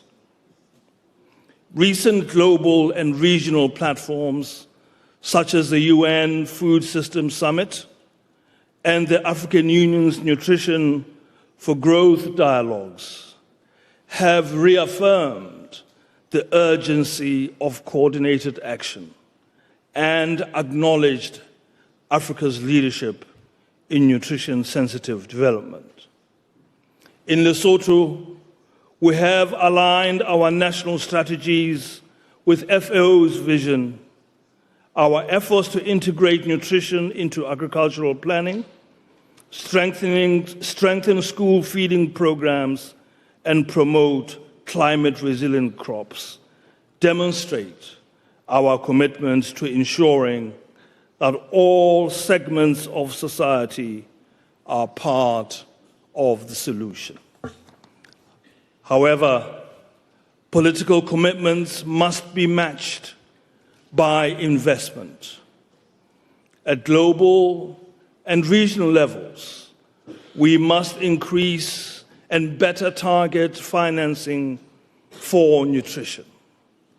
Mobilizing domestic resources, international funding, and private sector engagement is essential. Well-structured public-private partnerships can align commercial incentives with public health goals, generating sustainable solutions that make healthy diets affordable and accessible. In this regard, the FAO-led Hand-in-Hand Investment Forum remains a crucial platform for prioritizing nutrition-sensitive investments and making healthy diets a viable business opportunity. We must also invest in innovation, research, data, and evidence generation to strengthen the capacity of stakeholders, inform national policies, and design locally tailored solutions. Innovation, in particular, is a central driving force that will transform agri-food systems and ensure access to healthy, nutritious diets for millions across the continent. I'm pleased to note that FAO is leading efforts to support African countries in embracing innovation and research as tools for transforming agri-food systems to deliver better nutrition for all. Supporting smallholder farmers, especially women, to grow diverse, nutrient-rich crops, promoting traditional foods, and developing value chains that connect producers to consumers are critical. Women and youth must be empowered as key actors in this transformation. Removing the barriers they face is essential to unlocking their potential in food production, access, and consumption. Nutrition-sensitive social protection systems must also be strengthened to ensure that vulnerable populations, especially children, pregnant and lactating women, have reliable access to nutritious food, essential services, and livelihoods opportunities. These investments build human capital, break the cycle of poverty and malnutrition, and are vital for inclusive, resilient societies. As FAO celebrates 80 years of service, its strategic framework, better production, better nutrition, a better environment, and a better life, offers a powerful global call to action. Our task now is to accelerate implementation and ensure that no one is left behind, whether in a remote rural village or the heart of a megacity. World Food Day is more than a commemoration. It is a call to action. Let us honor this day by renewing our commitment. Governments, civil society, the private sector, academia, and international organizations to work hand in hand to transform our agri-food systems and make healthy diets a reality for all. As we look to the future, I pledge to continue working alongside FAO, member states, and all stakeholders to build a world where every child grows up nourished, every farmer thrives, and every community flourishes. This is not just a vision. It is a moral imperative. If we succeed, we will not only improve lives today, but we will secure a healthier, more resilient, and more equitable future for generations to come. I thank you for your attention.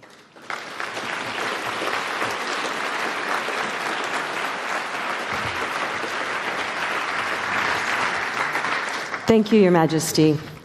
Our next speaker has been an FAO Special Goodwill Ambassador for Nutrition since 2015. She demonstrates an unwavering commitment to food and nutrition security and advocating for sustainable agri-food systems. It is now my distinct true honor to welcome Her Majesty, Queen Letizia of Spain.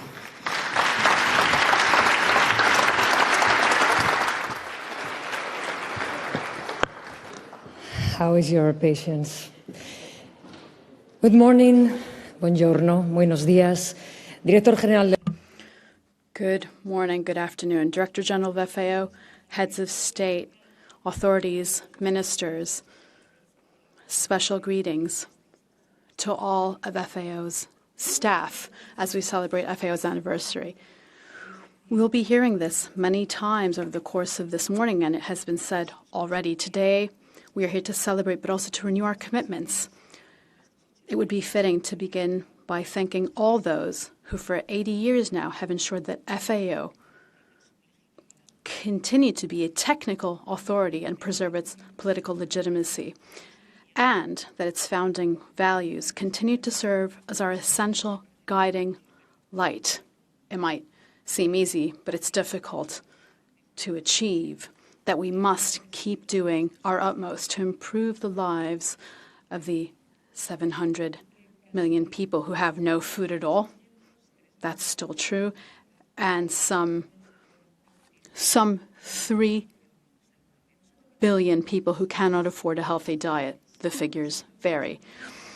We face complex times where those principles that we believed were unshakable when the UN system was founded, principles such as multilateralism, as we've heard, development cooperation, the link between financing and social justice, or the belief that food is an inalienable human right.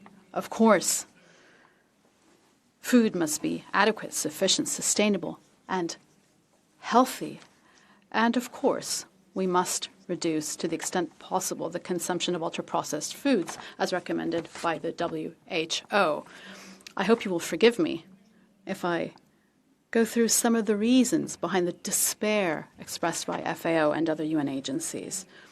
First, hunger remains a weapon of war in some parts of the world and is still an open wound. Second, some sectors of civil society report corporate concentration within some food systems. Third, we know this off by heart, food waste. 1/3 of food ends up in the garbage. Fourth, droughts, floods, desertification, extreme weather events caused by climate change that most affect those who have the least, the most vulnerable, and, as if by chance, always end up suffering the most.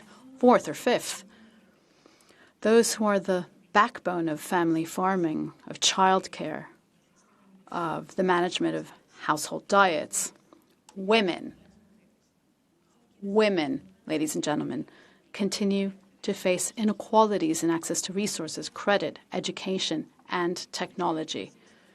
And sixth,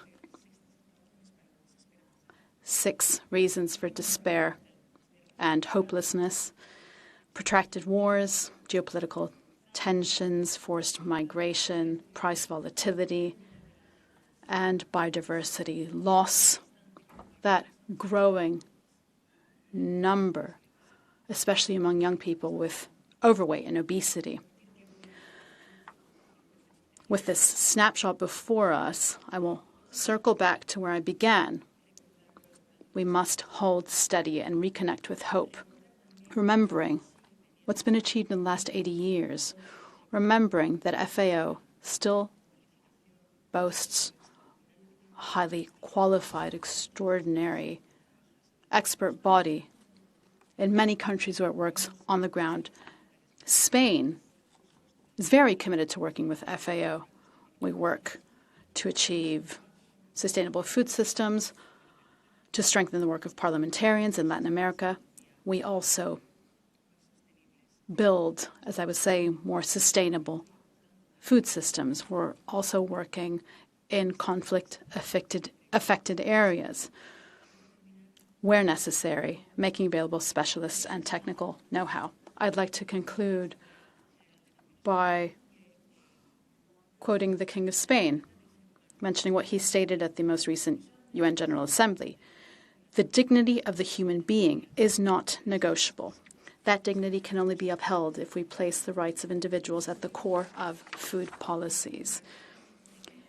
Now, please, if anyone can think of a better way forward than working through multilateral cooperation to ensure that people have adequate food, please come up here and tell us what that might be. In the meantime, we will have to keep working with the utmost goodwill with a view to cooperating with, supporting, caring for, and striving to help those who struggle most. His Holiness the Pope said it just now. Let's look to other people's suffering as our own. Thank you.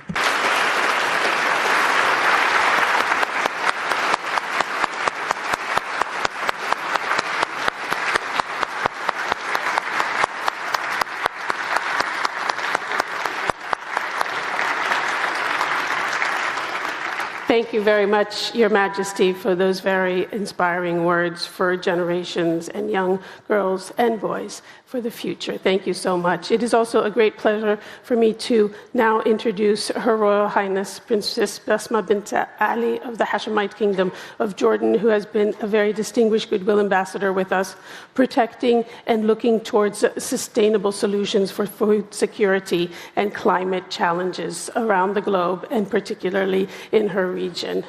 Samul Maleki, tfaddali.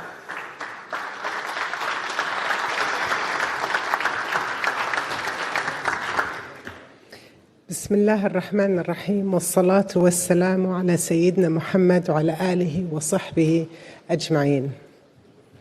Your Majesties, Your Excellencies, Director General, distinguished colleagues, ladies and gentlemen, I would like to extend my sincerest gratitude to the FAO for inviting me to be part of this very important celebration of 80 years working towards food security for all.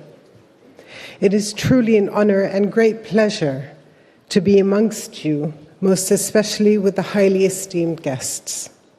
Today, we gather not just as participants in the World Food Forum, but members of a global current, a current that dares to imagine a future where hunger becomes a thing of the past, where food systems are equitable, resilient, and sustainable, where science and innovation are pragmatic solutions, and where women, youth, indigenous peoples, and local communities become an integral part of the governance system. We stand at a defining moment in human history.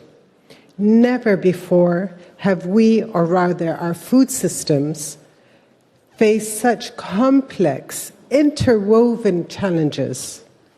Climate change continues to threaten harvests, not as a distant risk, but as a daily reality.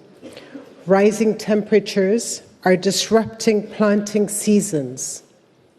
Unpredictable rainfall and prolonged droughts are leaving once fertile fields dry and unproductive, as I can attest from my region.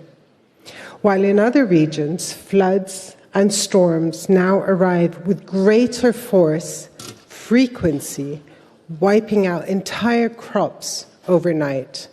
For millions of smallholder farmers who actually feed the majority of the world's population, these shifts are not just environmental, they are existential. Their harvests are their hope and their livelihoods. So as the climate grows more unstable, hunger spreads across borders, exasperating the situation, not only in their communities, but across the global supply chain. placing greater pressure on governments to alleviate the situation. Furthermore, around the world, conflict is tearing apart food systems from the ground up. Wars and regional instability are displacing millions, as we have heard, not only from their homes, but from their farmland, their markets, and their communities. In areas under siege or occupation, as His Holiness mentioned, food becomes a weapon, stripped from being a basic right. It becomes a tool of control. Nowhere is this more painfully visible than in Gaza, where families are facing catastrophic levels of food insecurity. Birthplaces have been destroyed, farmland has been decimated, access to clean water and humanitarian corridors remain fragile and severely restricted, including food deliveries. And hunger is used to weaken the will of an entire population. For countless families, the struggle is no longer about nutrition. It is about sheer survival, of which one too many children have paid the ultimate price by losing their life. In the face of this crisis, countries like Jordan have stepped up with courage and compassion, organizing humanitarian airdrops of food and medical supplies, advocating for safe aid access, and reminding the world of our shared responsibility to protect civilians. Jordan's leadership is a powerful example of what it means to act when lives are on the line, to turn empathy into action. And here I would like to thank Italy and all those other countries who have also supported this effort. Globally, approximately 735 million people go to bed hungry each night, even as 1.3 billion tons of food are lost or wasted every year. Hunger today is not due to lack of food, but a lack of access. Economic inequality forces families to choose between food and other essentials, while women and marginalized communities face the greatest barriers. At the same time, massive food waste across supply chains fuels emissions and squanders precious resources. Reducing this waste is one of the fastest, most effective ways to relieve pressure on food systems and feed more people, without needing to grow more. Yet in the midst of these global challenges, there is also a surge of hope. And as His Majesty, King of Lesotho, had said, this year is the Jubilee Year of Hope. Communities are organizing, youth are innovating, farmers are adapting, indigenous people and local communities are reclaiming their food sovereignty. Governments and institutions are beginning to align, and here at the World Food Forum, we are creating space, not just to talk, but to act. I would like to remind ourselves that hope is not passive, it demands work. Over the past few days, this forum has hosted voices from every corner of the globe. Heads of state and community leaders, scientists and startups with innovations that defy expectations, from AI-assisted agriculture to nature-based solutions rooted in centuries of indigenous wisdom. such as, and I'm very proud to say, one of the 4 new UN Decade on Ecological Restoration flagships from Jordan's Royal Botanic Garden, the Collaborative Rangeland Restoration Program, where we achieved the 4 Bs, and many of the SDGs, including SDG 13, Climate Action, 15, Life on Land, and 2, Zero Hunger. At the World Food Forum, we also see youth challenge conventions and offer alternatives. And above all, the networking and the mingling is where the opportunities lie, because the solutions we seek are not in one room, not in one country, not in one discipline. They are in all of us.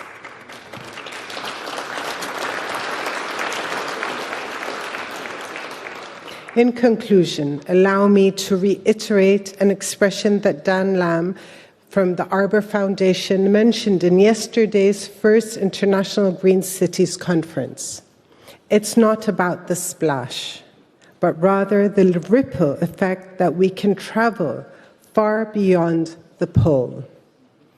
Your Majesties, Excellencies, ladies and gentlemen, we must act